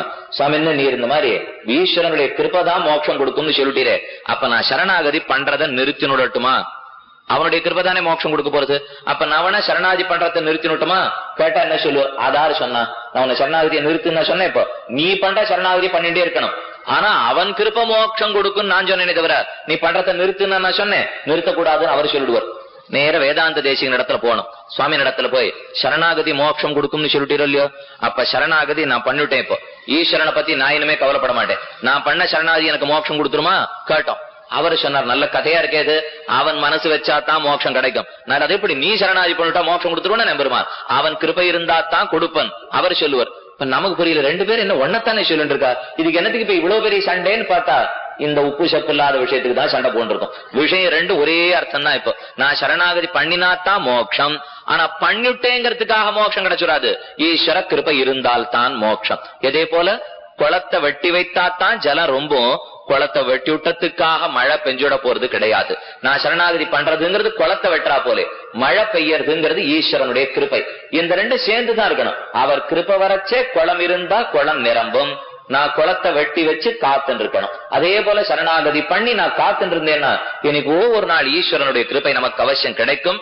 கிருபையால கிடைக்கிறதுங்கிறது உண்மை, சரணாகதியால கிடைக்கிறதுங்கிறது உண்மை. ஆனா அந்த கிருபையனுடைய சீர்மையை பார்த்தார் ஒருத்தர், கிருபையினாலதான் மோட்சம் விட்டார். பண்ணாட்டா கிடைக்காதேன்னு துடித்தார் ஒருத்தர், சரணாகதியால மோட்சம்னார். இதுக்கு ரெண்டுத்துக்கு நடுவில் தான் நாம இப்ப சிரமம் பண்ணிருக்கோம். ஒருத்தருக்கு வதித்துல பசினா ஊர்ல பெரிய அன்னதானங்கள்லாம் பண்ணார் ஒருத்தர். அன்னதானத்து இடத்துல போய் கேட்டேன், சுவாமி எனக்கு ரொம்ப பசியா இருக்கு, அன்னம் கொடுன்னு நான் போய் கேட்டேன். உடனே வள்ளல் வாரி கொடுத்துட்டார், வாங்கினே சாப்பிட்டேன் போயிட்டேன். பக்கத்துல ஒருத்தர் கேட்டார், இவர் வயிற்றுல பசின்னு சொன்னதுக்காக சோறு கிடைத்ததா அல்லது அவருடைய உதார குணத்தால சோறு கிடைத்ததா? வள்ளலுக்கு வள்ளன்மை இருக்கு, அதனால இப்ப சோறு கிடைச்சதா, இல்ல நாம் போய் பசின்னு சொன்னதுனால சோறு கிடைச்சதா? யோசிச்சு பார்த்துட்டே இருக்க வேண்டியதான். இப்ப நான் சொன்னதுனால சோறு கிடைச்சதுன்னா அப்ப கேட்கிற எல்லாருக்கும் சோறு கிடைக்கணும். கிடைச்சிட்டு இருக்கா இல்லையே, யாரோ சில பேருக்கு மட்டும்தானே கேட்கறது. அப்படி பார்த்தா வள்ளன்மையினால கிடைச்சதுன்னு சொல்லிடுவா. அப்ப வள்ளல் தன்மையினால கிடைக்கணும்னா நான் கேட்காமலே கிடைச்சிருக்கணும். நான் கேட்காட்டா எனக்கு பசி இருக்குன்னு அவர் எப்படி தெரிஞ்சுப்பார் பாப்போம். ஆக நான் இப்ப கேட்டா தான் அவர் கொடுப்பார், ஆனா கேட்டதுக்காக கொடுத்துடல. சின்ன வித்தியாசம். நான் கேட்டா தான் கொடுப்பார், ஆனா கேட்டதுக்காக மட்டும் கொடுத்து விடல, அவரிடத்துல ஔதாரியம் இருக்கிறதுனால கொடுத்தார். நான் போய் பசின்னு சொல்றதுதான் சரணாகதி. நான் சொன்னப்பற தெரிஞ்சுட்டு அதற்காக அவன் மோட்சத்தை கொடுக்கிறானோ இல்லையோ, அது அவனுடைய கிருபை. அதே போலத்தான் சரணாகதி பண்ண எல்லாருக்கும் கிடைச்சுண்ணுங்கிற தேவை கிடையாது, அவன்கிட்ட கிருபை இருந்தா தான் கிடைக்கும். ஆனா எனக்கு வயிற்றுல பசி இருக்குன்னு நான் போய் சொல்லிக்கணும் இல்லையோ, அத போல சரணாகதியை நான் போய் பண்ணித்தான் தீர வேண்டும். இப்படிதான் ஒரு சின்ன வித்தியாசத்தாலே ரெண்டு பேரும் இது தேவையற்ற விசாரமும் கூட. இந்த விசாரம் எங்கேயானு பண்றதுக்கு ஆரம்பிச்சோம்னா 5 நிமிஷம் அப்படி இப்படி திரும்பி பார்த்தா ஆமாரறியும் பிரானே அணி அரங்கத்தே கிடந்தாய், எப்பப்படி யாரார பிடிச்சு தங்கிட்டேந்து தள்ளி விட்டுடலாம் என்று பெருமாள் யோசிச்சுட்டே இருப்பார். பலனீ காட்டி படுப்பாயோ, நெறி காட்டி நீக்குதியோ, இன்னும் கெடுப்பாயோ, ஏதானு வச்சு இவனை தள்ளி விட்டுடலாமா? ஏன்னா அந்த பரமதத்துல இட நெருக்கடி அதிகம். நிறைய பேரை கூண்டு போக முடியாது அவனால. பார்த்து பார்த்து நல்லா வடிகட்டி தான் அழைச்சின்னு போவர். நம்ம எல்லாரும் எல்லாத்தையும் தெரிஞ்சுட்டு போச்சு ஆரம்பிச்சோம்னா ஆகாது. ஆழ்வார் சுலபமா சாதித்து வைத்தார். இங்க இருந்து கிளம்பி போனா எல்லீரும் வீடு பெற்றால் உலகில்லை என்னே தன்னுடைய 10 பாசுரத்துல சாதித்தார். எல்லாருக்கும் வீடு கிடைச்சுடுதுன்னா அப்புறம் இங்க இடம் இல்லாத போயிடுமா. அதனால பார்த்து ஒரு சின்ன தப்பு ஏதானு கொஞ்சம் விசாரத்துக்கு போறானா, வைஷ்ணவத்தை தாண்டானா போட்டோம், அடுத்த ஜென்மம் இன்னும் தள்ளி விட்டுடுறான். ஜாகிரதையா நாம தான் புரிஞ்சுக்கணும், விசாரங்களுக்குள்ளே அகப்படாமல் விஷயத்தை தெரிஞ்சுக்கிற ஆசையோட. ஆக இதுக்காக சொல்ல வந்தேன்னா, நாம குளத்தை வெட்டி வைக்கிறோம், அந்த இடத்துலதான் தீர்த்தம் பொழியும்னா அங்க பொழிஞ்சதுன்னா சேர்க்கறதுக்கு முடியும். ஆனா விருதா சமுத்திரேஷு சமுத்திரத்துல போய் மழை பொழிஞ்சதுன்னா அதனால எந்த லாபமும் கிடையாது. வேண்டியவனுக்கு தான் கொடுக்கணும், தேவையானவனுக்கு தான் கொடுக்கணுமே தவிர தேவையற்றவனுக்கு கொடுக்கறதுல ஏதான ஒரு பிரயோஜனம் உண்டா? அதே போலத்தான் தேவ பெருமாளும் ஆறாருக்கெல்லாம் தேவை உண்டோ அவனுக்கு கொடுப்பதற்காக தானும் சேவை சாதிக்கிறானாம். அந்த தேவ பெருமாள் வரதன், வரன் ததாதீதி வரதா, கேட்பவருடைய எந்த வரத்தையும் கொடுக்கிறானோ இல்லையோ. வரத வர வரன்னா கேட்பாருடைய வரம், ததாதி கொடுக்கிறான், வரன் ததாதீதி வரதா. அந்த வரதராஜ பெருமான் சேவை சாதிக்கிற திவ்யதேசம் தான் காஞ்சிங்கிற அற்புதமான திவ்யதேசம். அதை பத்தி தான் இவர் சாதிக்கிறார். 2வது தானம் இப்பொழுது நாம பாக்கிறது தியாக மண்டபம். தியாக மண்டபத்தே திருக்கச்சி நம்பிகள் பண்ணின கைங்கரியம் சிசிரோபச்சாரத்துக்காக அழகா விசிறி வீசின கைங்கரியம். அவர் முதல்ல ஸ்ரீரங்கத்துக்கு வந்தார், பிரயோஜனம் இல்ல, கைங்கரியத்திலேன்னு தெரிஞ்சு விட்டார். அடுத்து திருவேங்கடத்துக்கு போனார், பிரயோஜனம் இல்லைன்னு தெரிஞ்சு விட்டார். கடைசியா மூணாவது எந்த இடத்துல ரொம்ப கொதிச்சு போயிருக்கானோ பெருமாள், அங்கதானே விசிறி வீசணும். வியர்வை கொட்டின்னு இருக்கிறவனுக்கு தானே விசிறி வீசணும். குளிர நடுங்கின்றவனுக்கு போய் நம்ம விசிறி வீசணும்னா இன்னும் குளிர் அதிகமா போடும். அதனால நேர காஞ்சிபுரத்துக்கு போனாராம். அந்த இடத்துல பெருமாள் ரொம்ப கொதிப்போட இருக்கார். தேவப்பெருமாளுக்கு என்ன கொதிப்பு! இந்த தேவப்பெருமாளை பத்தி 50 ஸ்லோகங்கள் சுவாமி வேதாந்த தேசிகன் வரதராஜ பஞ்சாசத் என்கிற ஸ்லோகங்களை பிரபந்தத்தை தானும் அனுகிரகித்தார். அந்த இடத்துல சாதிக்கிறார், எங்க எதற்காக தேவப்பெருமாள் தோன்றினான். பிரம்மா பெரிய வேள்வித்தி வளர்த்தாராம். ஆயிரக்கணக்கான யாகங்களை பண்ணி இன்னும் தன்னுடைய ஆசை நிறைவேறாத பிரம்மா விஸ்வகர்மாவை அழைத்தார். விஸ்வகர்மாங்கிறவன் எல்லாருக்கும் தேவர்களுக்கு சிருஷ்டி பண்ணி கொடுக்கிறவர், இடத்தை எல்லாம் சிருஷ்டி பண்றவர். ராவணனுடைய மாருதியால் சுடுவித்தான், மாருதி போய் இலங்கையை சுட்டார் இல்லையா, சுட்ட உடனே ஒரே நாள்ல மறுபடியும் லங்காராஜ்யம் நிர்மாணிக்கப்பட்டது. இந்த பெரியவர் தான் பண்ணி கொடுத்தார். ஒன்னா ராவணனுக்கும் பண்ணுவர் போல் இருக்கு, பிரம்மாவுக்கும் பண்ணுவர் போல் இருக்கு. வந்தார், பெரிய வேதி உத்தர வேதி ஏற்படுத்தணும்னு சொல்ல ஹோம குண்டத்துக்கு முதல்ல சரிப்படுத்தி ஆகணும். எல்லா இடத்துலயும் தோரணம் நாட்டி ஊரை சித்தப்படுத்தணும் இல்லையா, அதுக்காக ஏற்படுத்தப்பட்ட ஊர் தான் காஞ்சிங்கிற திவ்ய தேசமே. ஹோம குண்டத்துக்கு நடுவிலே இவர் நெய்ய கொட்டி கொட்டி தானும் பண்ணிக்கொண்டே இருக்கார் ஆகுதி. அதற்கு நடுவுல தான் தேவப்பெருமாள் பிரம்மா வளர்த்த வேள்வித்தியின் நடுவிலே தோற்றினான். இது தோற்றுவதற்கு முன்பாக இந்த வேள்வித்தி ஆரம்பிச்ச உடனே அக்கர பூஜை கொடுக்கணும். என்னைக்கு ஒரு ஹோமம் ஆரம்பிக்கணும்னா அதுக்கு அக்கர பூஜைன்னு கொடுப்பார்கள். ராஜசூய யாகம் தர்மபுத்திரன் பண்ணினான். அங்கதான் அக்கர பூஜை ஆருக்கு கொடுக்கணும்னு சந்தேகம் வந்துடுது. கண்ணனுக்கு கொடுக்கணும்னு எல்லாரும் சொன்னான். இந்த சிசுபாலாம் அதை ஒத்துக்கல. இதென்ன இடப்பிள்ளை, இவனுக்கு இடக்கை வழக்கையே தெரியாது, இவனுக்கு போயா நம்ம அக்கர பூஜை கொடுக்கணும்னு சிசுபாலம் மறுத்துட்டான். எல்லாரிடத்திலும் அபிப்பிராயம் கேட்டா, கொடுக்கலாமா கொடுக்கலாமா கொடுக்கலாமான்னு. ஒருத்தரும் கண்ணனுக்கு கொடுக்கணும் கொடுக்கணும் கொடுக்கணும்னா, 5வது பிள்ளை சின்ன குழந்தை சகதேவன் இருக்கானோ இல்லையா, முதல் 3 பேர் குந்தி தேவியினுடைய புத்திரர்கள், மாத்ரி சுதர்கள் 2 பேர் நகுல சகதேவர்கள். இந்த சகதேவன் கடைசி பிள்ளை. அவங்கிட்ட போய் கேட்டா யாரு கொடுக்கணும்னு, கண்ணனுக்கு கொடுக்கணும்னு சொல்லிட்டு போயிருக்கலாம் இல்லையா. அவன் அழகா குழந்தை சமாதானம் சொன்னா, கண்ணனை தவிர வேற யாருக்கான அகர பூஜை கொடுக்க போனால் கொடுக்கிறவனை என் இடது காலால எட்டி உதைப்பேன் சொன்னா பாரதத்துல எழுதி வச்சார். உடனே ஆகாசத்துல இருக்கிற தேவர்கள்லாம் பூ மாறி பொழிஞ்சாலாம். இத கவிக்கு இருக்கிற சாமர்த்தியம் வேணும்னு கிருத்திரிமமா எழுதி வச்சார். அத்தனை புஷ்பமும் சகதேவன் தலையில விழுந்ததே தவிர கண்ணனுக்கு கொடுக்கணும்னு சொன்ன பீஷ்ம துரோணர் தலையில ஒரு பூ கூட விழலை. எழுதி வச்சுட்டார். என்ன கொடுக்கணும்னு சொல்லி பிரயோஜனம் இல்லை, இவனை தவிர ஆற திரும்பி பார்க்கணும் என்று சொல்றவனுக்குன்னா தைரியம் பகவானை பத்தி இடது காலால உதைப்பேன்னு சொன்னா தப்பில்லை. இப்போ அக்கர பூஜை கண்ணன் இருக்கச்சே இன்னொருத்தருக்குன்னு பேச்சு பேசலாமா, பேசுறது கூட தவறு. இந்த ஊர்ல இருந்திருக்கார்களாம் சுவாமி எம்பெருமானார் வாழ்ந்த காலம். குரத்தாழ்வான் முதலான சில பெரியோர்கள் காவேரி தீரத்துல உட்காந்து ஏதோ அர்த்த விசாரம் பண்ணி போந்தார்கள். விசாரம் பண்ணிட்டு இருந்துச்சு. ஒருத்தர் கேட்டாராம், யார் இப்ப ஜெகத்குருவா இருப்பார், உலகத்தை எல்லாம் கைப்பிடித்து தூக்கி விடக்கூடியவர் யாரா இருக்கணும் என்ன ஒருத்தர் கேட்டுட்டாராம். வந்தது கோபமும் வருத்தமும் குரத்தாழ்வானுக்கு. உத்திரியத்தை இடுப்புல கட்டினார். நேர காவேரியில போய் இறங்கி கழுத்தளவு தீர்த்தத்துல நின்று தன் கைய மேல தூக்கி சத்தியம் சத்தியம் புனசத்தியம் உத்ருத்த புஜம் உச்சத்தேன்னு சொல்றோம் இல்லையோ, அதை சொல்லி சத்தியம் சத்தியம் புனசத்தியம் யதிராஜோ ஜெகத்குரு, யதிராஜர் தான் ஜெகத்குரு. ராமானுஜர் இருக்கிற காலத்தை யார் குருன்னு பேசுற அளவுக்கா நிலைமை மோசமா படுத்து இன்னும் குரத்தாழ்வான் ரொம்ப வருத்தப்படுவாராம். கண்ணன் இருக்கிற காலத்துல இன்னொருத்தருக்கு அகர பூஜைன்னு பேசலாமா, சுவாமி வாழ்ந்த காலத்துல இன்னொருத்தர் ஜெகத்குருன்னு பேசலாமா? அத்தனை பேருக்குமாக இந்த ஸ்ரீரங்கத்திலே வாழ்ந்த சுவாமி எம்பெருமானார் அவர் இருக்கச்சே இன்னொருத்தனை பத்தி பேச்சே தேவையில்லை. அதனால எல்லாருக்குமாக சேர்த்து சகதேவன் சொல்லிவிட்டான், அக்ர பூஜை கண்ணனுக்குத்தான். அதே போல இங்கேயும் பிரம்மா வேள்வித்திய வளர்த்தவுடன் அக்ர பூஜை யாருக்கு கொடுக்கணும்னு விரோச்சனங்கிற சேர்ந்தா. சரி இவனுக்கு கொடுக்கலாமா அவனுக்கு கொடுக்கலாமான்னு பேச்சு ஏற்பட, அப்பதான் இந்த வேகவதிங்கிற ஆறு வேகமா பெருக்கெடுத்து வந்து பிரம்மாவிடத்துல கோபத்தாலே அழிக்க முற்பட்டது வேள்வித்தியை. வேள்வி ஹோமகுண்டத்தை வளர்த்தா எடுத்து வேகவதி நதி ஓடி வந்து அதை அழிக்க பாக்குறது. அந்த சமயத்துல அணை யாரான்னு தடுத்தாகணும் இல்லையோ, அப்ப அணையா கிடக்கிறவன் தான் வேகவதி நதி தீரத்திலே தெற்கு பாகத்திலே இன்னைக்கும் திருவெக்காங்கிற திவ்யதேசம். வெக்கணை வெக்கணைன்னு சொல்றோம் இல்லையோ, அணையா கிடக்கிறான். வேகாசேத்து ஸ்தோத்திரம்னே ஒரு ஸ்தோத்திரத்தை வேதாந்த தேசிகன் பண்ணிருக்கார். திருவெக்காவிலே யதோக்தகாரி சொன்னவண்ணம் செய்த பெருமாள்னு ஒருத்தர் கிடக்கிறாரே, அவர் தான் தேவப்பெருமாளுக்கு முன் அவதாரம். தேவப்பெருமாள் அவதரிக்கிறதுக்கு முன்பாக அந்த திவதேசத்தை சொன்னவண்ணம் செய்த பெருமாள் அவர் வந்து சேனத்தை அணையா கிடக்கிறாராம். இன்னைக்கும் போய் பார்த்தோம்னா வேகவதி தீரத்துல அணையா கிடக்கிறான் பெருமாள், அழிக்காம தடுத்துட்டான். சரி, தடுக்கப்பட்ட பிற்பாடு மறுபடியும் யாகத்தை ஆரம்பித்தார். அப்ப 2வது தடவை முளைத்தவர் தான் தேவப்பெருமாள். அது வரதராஜ பஞ்சாசத்தில் வேதாந்த தேசிகன் அழகத்தானம் சாதிக்கிறார். எம் சக்ஷுஷாம் அவிஷயம் ஹயமேத யஜ்வா திராகீயசா ததர்ஷ. பகவன் எம் சக்ஷுஷாம் அவிஷயம், கண்களுக்கு விஷயமாறதே கிடையாது எம்பெருமான். தேவப்பெருமாள் பகவான் ஆறான்னு கண்ணால பாத்திர முடியுமா? வேதாந்தம் எல்லாம் சாதிக்கிறது. ந சக்ஷுஷா கிரிக்கதே கஷனைனம் ந வாச்சா, பேசி பகவான புடிச்சிட முடியாது, கண்களால அவனை பாத்திர முடியாது, காது கொண்டு கேட்டுட முடியாது, ஒண்ணும் முடியாது. பின்ன எப்படித்தான் பகவான நாம தெரிஞ்சுக்கிறதுன்னா ஒன்னே ஒண்ணுதான் வழி. இப்ப பக்தியா தனன்னையா சக்கியா அகமேவம் விதோர்ஜுன ஞாத்துந்திரட்டுஞ்ச தத்வேன பிரவேஷ்டுஞ்ச பரந்தப. பக்தி ஒண்ணுனாலதான் அவனை தெரிஞ்சுக்க முடியுமே தவிர மத்த ஒண்ணும் தெரிஞ்சுக்க முடியாதான். கண்ணு நன்னா தெரியணும்னு சின்ன குழந்தையிலே நமக்கெல்லாம் மை தீட்டுவாளோ இல்லையோ, அஞ்சனம் அஞ்சனம்னா மை, பக்தி சித்தாஞ்சனம். பக்திங்கிற மை எடுத்து கண்ணுல தீட்டுட்டோம்னா கண்ணு நன்னா கூர்மையா தெரியும். அப்பதான் பெருமாளை நாம பார்க்கவே முடியும். இல்லைன்னா நாகம் வேதைகி ந தபசா ந சேஜ்ஜயா ந தானேன, தபஸாலோ தானத்தாலோ வேதத்தாலோ இஜ்ஜையாலோ என்ன தெரிஞ்சுடவே முடியாது. பின்ன எதனாலே? பக்தியாது அனன்யா சக்கியா, பக்தி ஒண்ணுனாலதான் தெரிஞ்சுக்க முடியும் பகவானே. கண்ணுக்கு விஷயமாக மாட்டான். ஆழ்வார் கட்கிலின்னு அனுகிரகித்தார். இந்த திவதேசத்தை பத்தி தான் பாசுரம். கட்கிலி உன்னை காணுமாறு அருளாய் என்று தெரிவித்தார். பகவான் கட்கிலி கண்ணுக்கு விஷயமாறதே இல்லை. ஆனா ஆழ்வாருக்கு எவ்வளவு சாமர்த்தியம் பாருங்க. கட்கிலி கண்ணுக்கு விஷயமாகாதவன், உன்னை காணுமாறு அருளாய். அடுத்தது உன்னை நான் பார்க்கணும்னார்.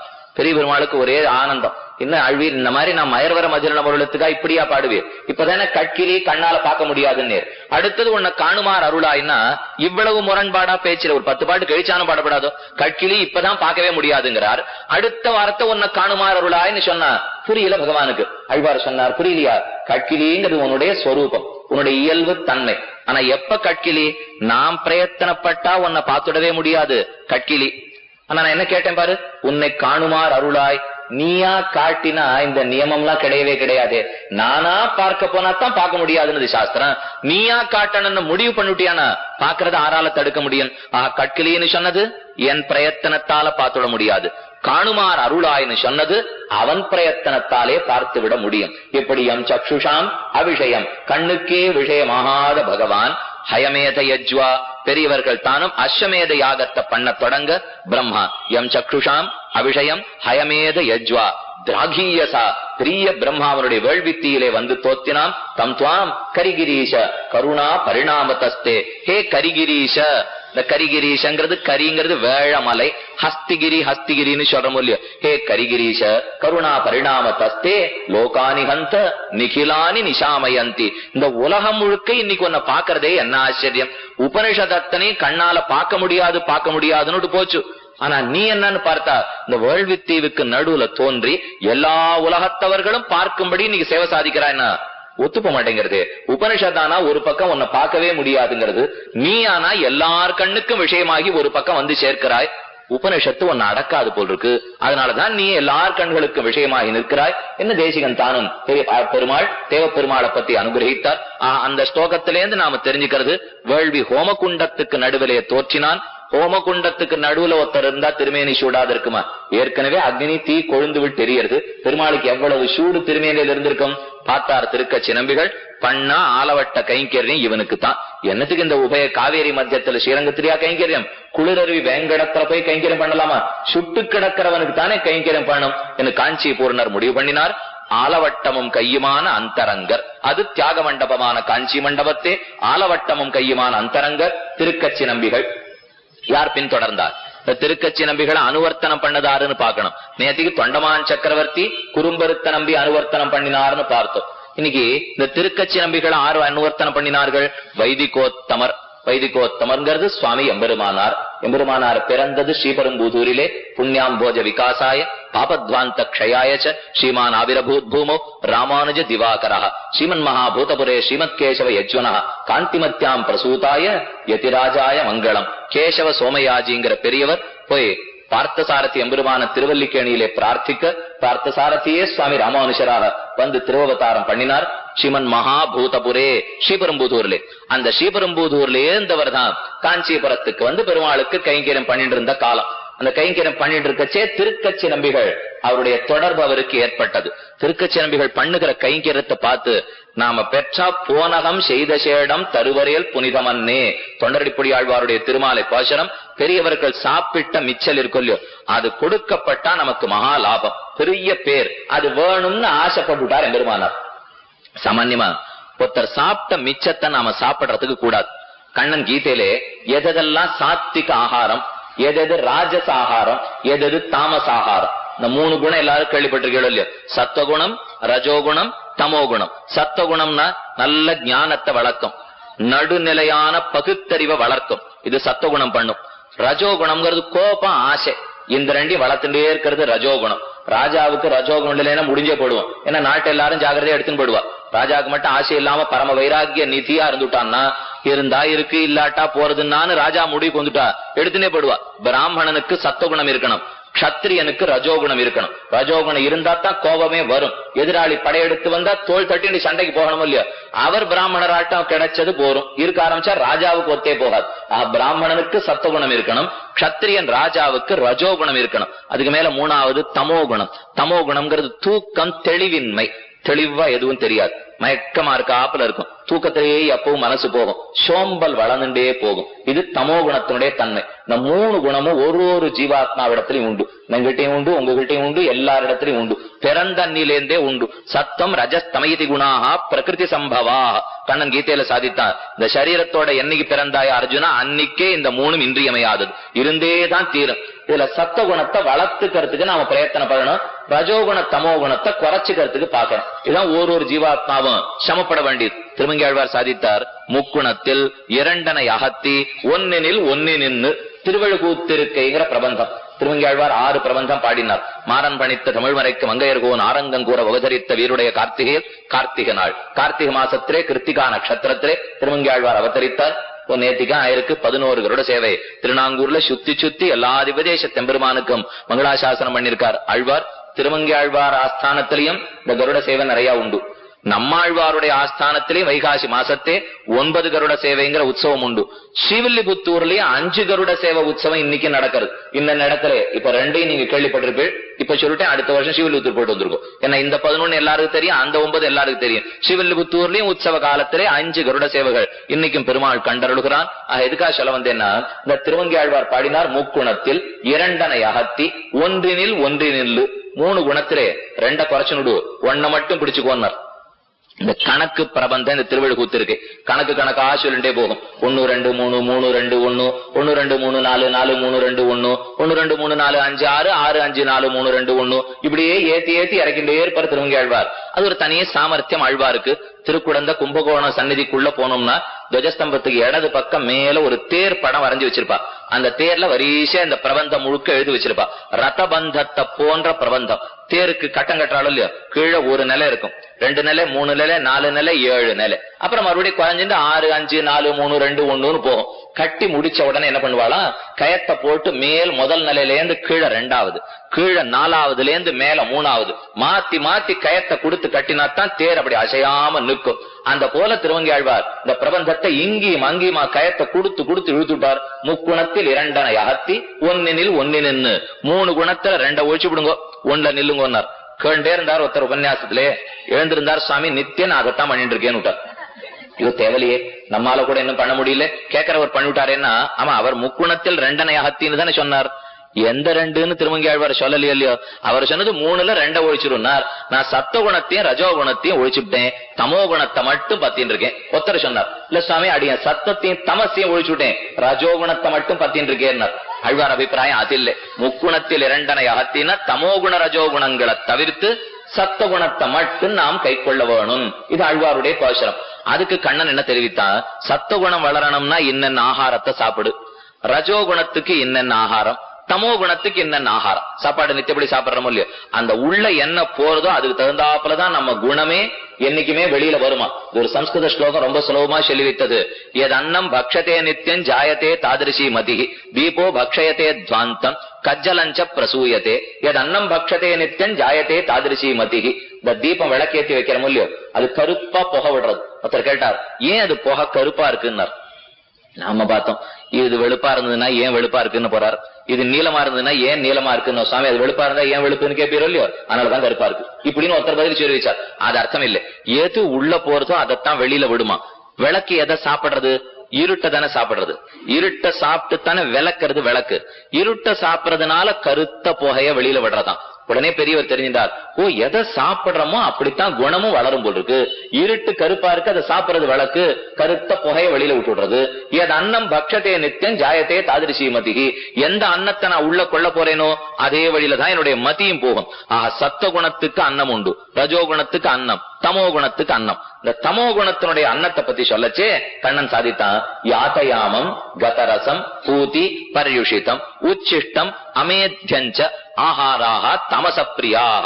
இதெல்லாம் தாமச குணம் படைத்தவர்களுக்கு ஆகாரம்.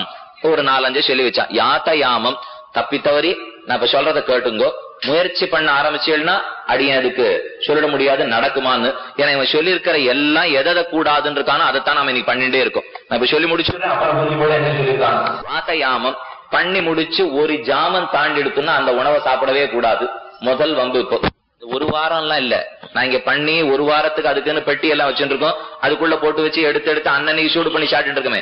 யாத்தயாமம் பண்ணி ஒரு ஜாமம் போடுத்தனால இதை தொடவே கூடாது ஆகாரத்தை.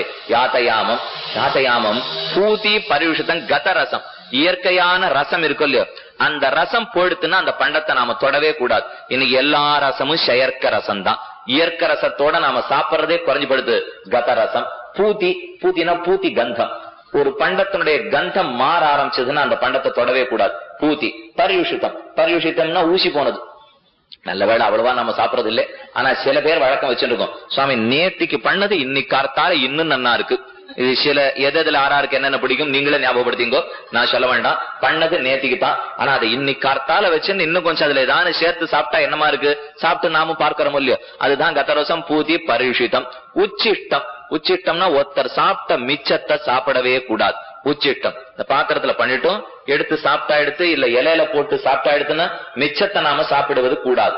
உச்சிஷ்டம். அமேத்தியம் எல்லாத்த விட முக்கியம்.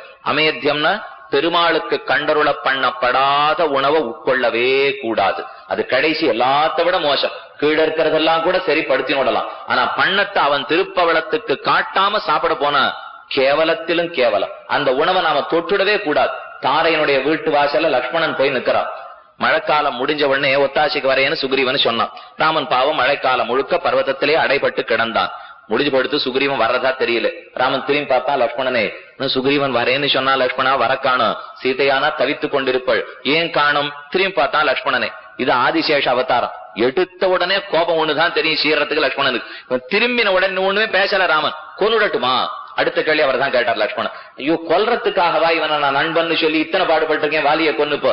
லக்ஷ்மணா அதெல்லாம் நீ ஒண்ணு சொல்ல வேண்டாம், போய் நில்லு.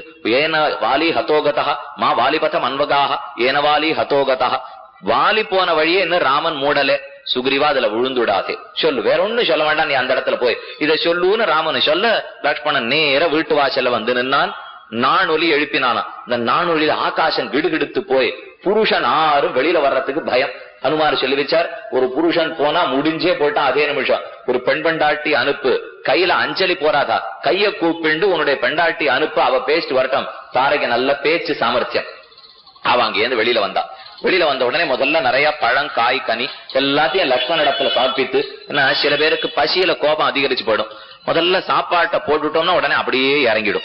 இவன் நினைச்சுட்டா ஒருவேளை இந்த லக்ஷ்மணன் எங்கேயோ காட்டுல வாழ்ந்து பசி போல் இருக்கு, பாவம் இளவரசன் சாப்பிட்டு சாப்பிட்டு பழக்கப்பட்டிருக்கும், நிறைய தட்டு தட்டா கொண்டு பழத்தை சமர்ப்பித்து, லக்ஷ்மணன் நீ இளவரசன் முதல்ல சாப்பிடுனா. லக்ஷ்மணன் பதில் சொன்னா தாரைக்கு, நான் எதை சாப்பிடுவேன்னு தாரையே உனக்கு தெரியாது போலும், என்னை இளவரசன் மட்டும்தான் நீ அறிந்தாயே தவிர என்னுடைய உண்மையான ஸ்வரூபத்தை நீ அறிகலை அல்லை. இத்தனை நாள் நான் சாப்பிட்டு எது தெரியுமா? பரமன் நுங்கிய எச்சிலே நச்சினேன், நச்சிலேனாகில் நாய் உண்ட மிச்சலே அது. பரமன் ராமன் சாப்பிட்ட மிச்சதைத்தான் இத்தனை நாள் சாப்பிட்டிருக்கேன். அப்படி இல்லாம நேர ஏதான ஒண்ணு நான் சாப்பிட்டா அது எப்படி தெரியுமா தாரையே? அது நாய் உண்ட மிச்சல். நாய் சாப்பிட்டுட்டு மிச்சத்தை உமிழ்ந்து போயிருக்கான், அதை யாரானு எடுத்து சாப்பிடுவோமா? அத போலத்தான் பகவானுக்கு காட்டப்படாத அன்னம். நாய் உண்ட மிச்சல்னச்சே நம்ம எல்லாருடைய முகம் அப்படி குறுக்கிறது இல்லையா, வெறுப்பு தோன்றது இல்லையா? இது தோன்றதே தவிர பகவானுக்கு காட்டாத நித்தியப்படி சாப்பிட்டு இருக்கமே. நாய் உண்ட மிச்சல் தேவலை. அவனுக்கு காட்டாத உணவை நாம உட்கொண்டோம்னா நாம எதை பண்றோமோ கண்டிப்பா அவனுக்கு தளிகை சமர்ப்பித்து தான் சாப்பிட்டே தீர வேணும். இப்படின்னு சொன்னோடனே ஒருத்தர் கேட்டார், எதை உட்கொள்றமோ அதை பண்ணலாமா அப்படின்னார். அதை நீ உட்கொள்ளலாமான்னு முதல்ல முடிவை நீ தான் பண்ணிக்கணும். அதை விட்டுட்டு எத்தவனா நான் பண்ணுவேன், பண்றதெல்லாத்தையும் கொண்டு போய் பெருமாளுக்கு காட்டுவேன்னு சொல்ல முடியாது. சாஸ்திரம் நான் அதை பண்ணலாமான்னு ஒத்துன்னு இருக்கான்னு பார்க்கணும். எதை பண்ணலாம் கூடாதுன்னு சாஸ்திரம் சொல்லி, களஞ்சன்ன பக்ஷையேது இது ஒரு முக்கியமான சாஸ்திர வாக்கியம். களஞ்சம், உள்ளிப்பூண்டு, வெங்காயம் சாப்பிடாதே, ரெண்டையும் நேர தவிர்த்து. இந்த ரெண்டையும் தொடவே கூடாதுன்னா இப்ப எத்தனை பேர் சுத்தி இருக்கிற கோட்டியில அநேகமா யாரும் சாப்பிட மாட்டாங்கிற நம்பிக்கை இருக்கு. அப்படியே சாப்பிடறதா இருந்தாலும் தயவு செய்து கேட்டுடியில் இன்னில இருந்தாலும் விட்டுடுங்க. உங்க இடத்துல பிரார்த்தித்துக் கொள்ளுகிறேன். என்ன இது எது கூடாதுன்னு என்னத்துக்கா? ஒண்ணுமில்ல. ஒருத்தர் சொன்னார், சாமி நான் வாயில போட்டா நன்னா இறங்குறதே, அதுல ஒண்ணு குறைச்ச நன்னா இறங்கும். கூடாதுன்னு சொன்னாலும் நன்னதான் இறங்கும். ஆனா சாப்பிட கூடாதுங்கிறதா முக்கியம். எதை முடியறது எல்லாத்தையும் நாம பண்ணிடக்கூடாது. பண்ண நமக்கு ஒத்துண்டத்தை தான் நாம செய்யணுமே தவிர எனக்கு முடியுங்கிறதுக்காக எத்தவனா நான் செஞ்சுன்னு போகவே கூடாது. ஒரு ராணி இருந்தா நல்ல சக்தி, நன்னதான் சாப்பிட்டு இருக்கா, தின்னு கொழுத்து தான் இருக்கா. அவர் இடத்துல ஒரு வரலை வச்சு ஒரு படி நெல்லை வச்சு உலக்கையும் கொடுத்து இடி அப்படின்னு சொன்னா இடிக்க முடியுமா? முடியாதா? கண்டிப்பா முடியும். ஆனா இடிப்பலா ராணி, என்னால முடியும் ஆனா செய்ய மாட்டேன்னு சொல்லுவிடலையோ. சக்தி இருந்தாலும் பிராப்தி கிடையாது. அதே போலத்தான் நமக்கு சாப்பிட்டா உள்ள போகும், யாரும் இல்லைன்னு சொல்லல. ஆனா சாப்பிட பிராப்தி கிடையாது. அவ எப்படி இடிக்க மாட்டாலும் நாம செய்வதற்கு கூடாதுதான். களஞ்சன்ன பக்ஷையே, என்னென்ன சாப்பிடக்கூடாதுன்னு அதுல பெருமாளுக்கு தளிகை பண்ணப்படாத எதையும் சாப்பிடவே கூடாது. நாம சொல்லுவோம் உடனே, சுவாமி பெருமாளுக்கு தளிகை எல்லாம் பண்ணிட்டு போகணும்னா 7:30 மணிக்கு எழுந்திருக்கிறோம், ஓடுறோம், ஆடுறோம், எங்கேயோ போறோம், வேலைக்கு போறோம், வரோம், நடக்குமான்னு கேட்போம். ஏன்? ஏதானும் ஒண்ணு சாப்பிட்டுட்டு தானே போறோம். அந்த சாப்பிடுறது அது பழமா இருக்கட்டும், பாலா இருக்கட்டும், எது சின்னதா இருக்கட்டும், ஒன்னே ஒண்ணு அது அன்னைக்கு காலையில பண்ணினதா இருக்கட்டும்.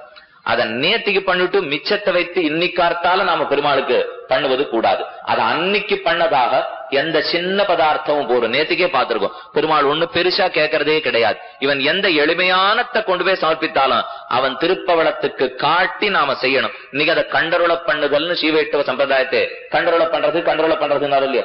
ஒரு வடிகே சொன்னார், கண்டு அருளுதல்னா அவர் பார்ப்பர், எடுத்துன்னு போனுவர், எடுத்துக்கவே மாட்டார்.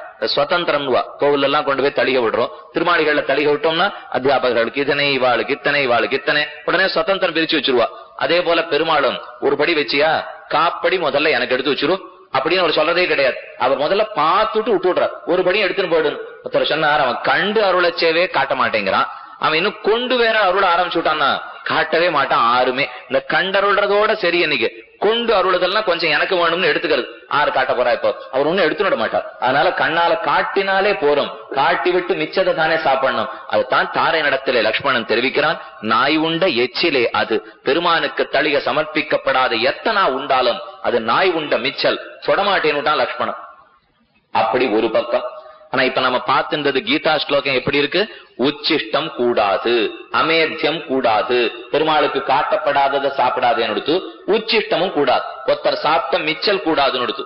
உடனே வேதாந்த தேசிகன் தாத்பரிய சந்திரிகையில வியாக்கியானம் பண்ணினார். உச்சிஷ்டம் கூடாதுன்னு சொல்லிட்டு அதை அப்படியே நான் எடுத்துனுட்டேன்னா எங்க பூர்வாச்சாரிய அனுஷ்டானம் அத்தனையும் தப்பா போடும், ஆழ்வார் பாசரமே தப்பா படும். ஆழ்வார் பாட்டு எப்படி இருக்கு? இப்போ போனகம் செய்த சேடம் தருவரையில் புனிதமன்னே, பெரியவன் சாப்பிட்டு மிச்சத்தை கொடுத்தா அன்றே புனிதம். அந்த மிச்சத்தை என்னைக்கு நாம சாப்பிடறோமோ இன்னைக்கு ஆச்சாரிய சிஷ்யர்களுக்கு நடுவிலே ஆச்சாரியன் பாலமுது கொடுத்தா கூட பாலை சாப்பிட்டுட்டு பாத்திரத்துல கொஞ்சம் மிச்சம் வைப்பார். மிச்சம் இருக்கிற எல்லா சிஷ்யர்களும் அதை எடுத்துக்கிறது தான் நம்முடைய சம்பிரதாயத்திலே மிகுந்த சீர்மையான ஒரு பழக்கம் வழக்கம். ஸ்ரீபாத தீர்த்தம்ங்கிறதோ உண்ட மிச்சல சாப்பிடுறதுங்கிறதோ சம்பிரதாயத்துல முக்கியமா வச்சுருக்கோம். எந்த சுகாதாரக்கேடு அதனால வந்துடுறதுல கவலையே பட வேண்டாம். நாம படுற எத்தனையோ தப்பு பண்ணிட்டு இருக்கோம், அதனால வர சுகாதாரக்கேடு இதுல கண்டிப்பா வந்துடவே வந்துடாது. ஒரு ஆச்சாரிய கட்டாட்சம் கிடைச்சிட்டு போடாதா? அந்த நாள்ல இருந்து மோர் முன்னார் ஐயர்னு ஒரு பெரியவர் இருந்தாராம். அவர் என்ன பண்ணுவாராம், முதல்ல மோர்ஞ்சாதம் தான் சாப்பிடுவாராம். நம்ம எல்லாம் இப்ப முதல்ல குழம்பு பிரசாதம், அடுத்தது சாற்றமுது பிரசாதம், மூணாவது மோர் பிரசாதம் சாப்பிடறோம் இல்லையா? அந்த பெரியவர் முதல்ல மோர் அமுது தான் சாப்பிடுவாராம். ஏன் சுவாமி முதல்ல யாராலும் மோர் சாதம் சாப்பிடுவாளான்னா, என் ஆச்சாரியன் கடைசியில மோர் சாதம் சாப்பிட்டு முடிச்சிருக்கார். நான் உடனே குழம்பு குத்தின்னு சாப்பிட ஆரம்பிச்சேன்னா ரசம் ஒட்டாது. அவர் சாப்பிட்டு வேற, நான் சாப்பிடுறது வேற, ரசம் ஒத்து போகாது இல்லையா? அதனால ரசம் ஒத்து போகணும்னு முதல்ல மோர் பிரசாதமே சாப்பிடுவாராம். அதனால தம் பேரே மறந்து அவருக்கு பேரே மோர் முன்னார் ஐயர் என்ன சம்பிரதாயத்திலே சொல்லுவார்கள். அத்தனை தூரம் ஆச்சாரியனுடைய உச்சிட்டத்தை பார்த்து பார்த்து அமுதி செய்துள்ளார்கள். ஆனா ஒரு பக்கமான இந்த சாஸ்திரம் கீதை என்ன சொல்றது? உச்சிட்டம் கூடாதுன்னு தேசிகன் உடனே எழுதி வச்சார், இன்னன்னாருடைய உச்சிட்டத்தை தவிர மத்த உச்சிஷ்டம் கூடாது. இதத்தான் கண்ணன் தெரிவிக்கிறான். அவர் அழகா வரிசைப்படி கொடுத்தார்.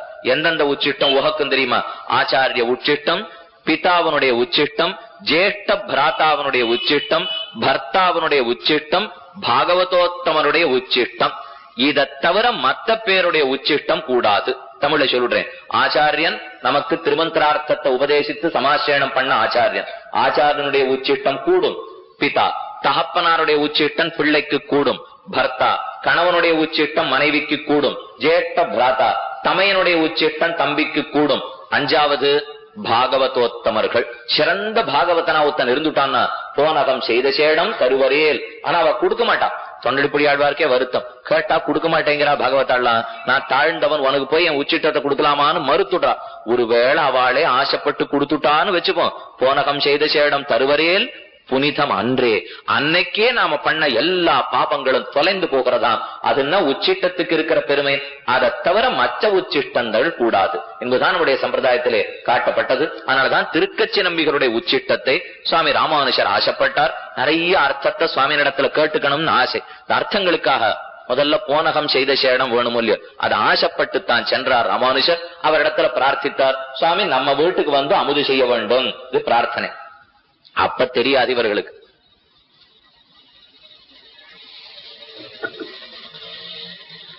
திருக்கச்சி நம்பிகள் அப்போது எதிர்பார்க்கல. சரி ஏதோ சாப்பிட கூப்பிடுறாருன்னா என்ன காரணம்னா, திருக்கச்சி நம்பிகள் ஏதோ நாம பிராமண குலம் உயர்ந்ததுன்னு சொல்லிட்டு இருக்குமே, அந்த வர்ணத்திலே பிறவாதவர். நேத்திக்கு ஆறார பார்த்திருக்கோம்னா நம்ம 3 பேருக்குமே என்ன முக்கியம்? இப்போ குறும்பருத்த நம்பி அதுல பிறக்கலே, திருக்கச்சி நம்பிகளும் அதுல பிறக்கலே, திருப்பாணாழ்வாரும் அதுல பிறக்கலே. நம் 3 பேருமே இந்த பிராமண குலத்திலே பிறந்தவர்கள் அல்லர்கள். நம்முடைய அடிப்படை நூலே அதுதான், அதை மறந்து போடாதீங்க. ஆனா அவர்களை பின்தொடர்ந்தது ஆறுன்னு பார்த்தா தொண்டமான் சக்கரவர்த்தியும் ராமானுஷரும் பெரியவரான லோகசாரங்க முனிவரும். பின்தொடர்ந்தவ அத்தனை பேரும் ரொம்ப உயர்ந்தவர்கள். ஆனா அவர்களோ எங்கேயோ பிறந்து எங்கேயோ வளர்ந்தவர்கள். இதுல தெரிஞ்சுக்க வேண்டியது நேத்திசனத்தை திருப்பி சொல்றேன். பிறப்பினாலே வைஷ்ணவம் வளரவே வளராது. அவன் திருவுள்ளத்தில் இருக்கிற பக்தியாலும் சரணாகதி தத்துவத்தாலும் பகவானிடத்தில் இருக்கிற ஆராத காதல், இதனாலதான் வைஷ்ணவர்களுக்கு ஏத்தமே தவிர பிறந்தது எங்கேயோ பிறந்திருக்கட்டும், அதை பத்தி யாரும் கவலைப்பட போறதில்லை. எங்கு பிறந்து எங்கு வளர்ந்திருந்தாலும் இன்னைக்கு வைஷ்ணவனா வாழறோமாங்கிறது முக்கியம். வைஷ்ணவம்ங்கிறது நம் மார்பிலிட்ட பூணூல பார்க்கவே பார்க்காது. பிராமணன் தான் பூணூல பார்க்கும். பிராமணனோ கத்திரியனோ வைசியனோ உடல் ரீதியான விசாரம். உயரமா இருக்கும், குள்ளமா இருக்கும், வெளுப்பா இருக்கும், கருப்பா இருக்கிறோங்கிற அப்பலதான் பிராமண கத்திரிய வைசியன்லாம். ஆத்மா பேர்ல பிராமணனும் தட்டாது, வைசியனும் தட்டாது, கத்திரியனும் தட்டாது. பின்ன எது தட்டும்? பகவான் ரங்கநாதனுக்கு நான் அடிமை, ரங்கநாதனுக்கு பக்தன், கண்ணனிடத்திலே ஆராத காதல். இந்த ஒண்ணுதான் ஆத்மாவிடத்துல நிற்குமே தவிர மற்றதெல்லாம் வரும் போகும். இந்த ஜென்மத்தில் அடியும் பிராமணன், போன ஜென்மத்துல என்னன்னு தெரியாது. பிராமணனா போன ஜென்மத்துல ஆனையோ கழுதியோ குதிரையோ அதுவே தெரியாது. அதுக்கு மேல மனுஷனானே தெரியாது போன ஜென்மத்திலே. இதுல விசாரம் பண்ணிட்டு காலத்தை நாம போக்குவது உண்டா? போனகம் செய்த சேடம் பெரியவர்கள் உண்ட மிச்சல கொடுத்தால் தருவரையில் புனிதமன்னே. ராமானுஷர் ஆசைப்பட்டுட்டார், பிரார்த்தித்தார். சுவாமி அடியனுடைய குடிசைக்கு எழுந்துள்ள வேண்டும். ரொம்ப மறுத்தார். திருக்கச்சி நம்பிகள் கடைசியா மனது வந்து ஒத்துக்கொண்டார். வரேன், இன்ன தேதி குறிச்சு எடுத்து வரேன்னு விட்டார். தன் கிரகத்துல காத்துட்டு இருக்கார் ராமானுஷர். திருக்கச்சி நம்பிகள் வந்து தனக்காக போனகத்தை அமுது செய்ய போறார்.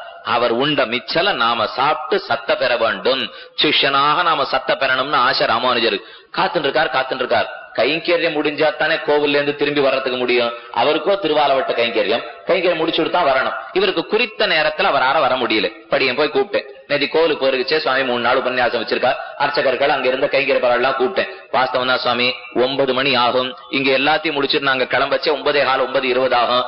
உபன்யாசத்துல இருந்து முடிஞ்சு எதிர்க்க வரவாள நாங்க பாக்கலாம். இவ்வளவுதான் முடியும் அவ சொல்லிட்டா. இதுல கட்டம் என்னன்னா கைங்கரியம் முடிஞ்சாதான் கைங்கரியவர்களாலே என்னைக்கும் வெளியில வர முடியும். திருக்கச்சி நம்பிகளுக்கு நாழியாண்டு இருக்கு, இவருக்கோ உள்ளத்துல துடிப்பு. சீக்கிரம் அந்த சேஷம் நமக்கு கிடைச்சுடணுமே, அதை சாப்பிட்டு சிஷ்ய விருத்தி நமக்கு நிறம் பெற வேணும். ராமானுஷருக்கு ஆசை. காத்து பார்த்தார், காணும். சரி, ஒரு பக்கமா இவர் அந்த சந்நிதிக்கு போய் இருக்காரா பாக்கலாம் என்கிற எண்ணத்தோட தேடுறதுக்காக போனார். அதே நிமிஷம் ஈஸ்வர சங்கல்பம், விசித்திரமான தேவப்பெருமானுடைய சங்கல்பம். இதே நிமிஷத்திலே கைங்கரியம் முடிந்து திருக்கச்சி நம்பிகள் இன்னொரு வீதி வழியாக ராமானுஜருடைய கிரகத்துக்கு வந்து சேர வந்தார். ராமானுஜருடைய தர்மபத்னியார் இருந்திருக்கார். சாப்பிட கூப்பிட்டிருக்காரேன்னு சொன்னார். வாச திண்ணையிலேயே அமர்த்தினாள். அங்கேயே சோறிட்டாள். சோறிட்டு முடித்து கிளம்பி போயிட்டார் திருக்கச்சி நம்பிகள்.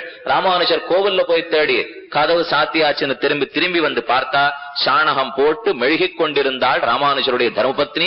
என்ன மனோரதம் ஆசைப்பட்டாரோ கிடைக்காமலே போயிட்டு சுவாமிக்கு. அதைத்தான் இங்க தெரிவிக்கிறார். அனுவர்த்தித்த கிரமம் வைதிகோத்தமர். இங்கே தியாக மண்டபத்திலே ஆலவட்டமும் கையுமான அந்தரங்கரான திருக்கச்சி நம்பிகளை வைதிகோத்தமரான சுவாமி ராமானுஜர் அனுவர்த்தித்த கிரமம். கடைசியிலே அந்த உச்சிட்டம் அவர் கிடைக்காமலே போயிடுத்து. அப்ப கிடைக்காம ஆக்கிவிட்டாரே தேவப்பெருமாள். இவரை போயா வரதன் வரதன்னு கொண்டாடிட்டு இருக்கோம். கேட்டதெல்லாம் கொடுக்கிறவர்னு இப்பதான் கூறத்தாழ்வான் கொண்டாடினார். ஸ்ரீநிதிம் நிதிம் அபாரமர்த்தினாம் அர்த்திதார்த்த பரிதான தீட்சிதம் சர்வபூத சுகிருதம் தயாநிதிம் தேவராஜம் அதிராஜம் ஆசிரியே.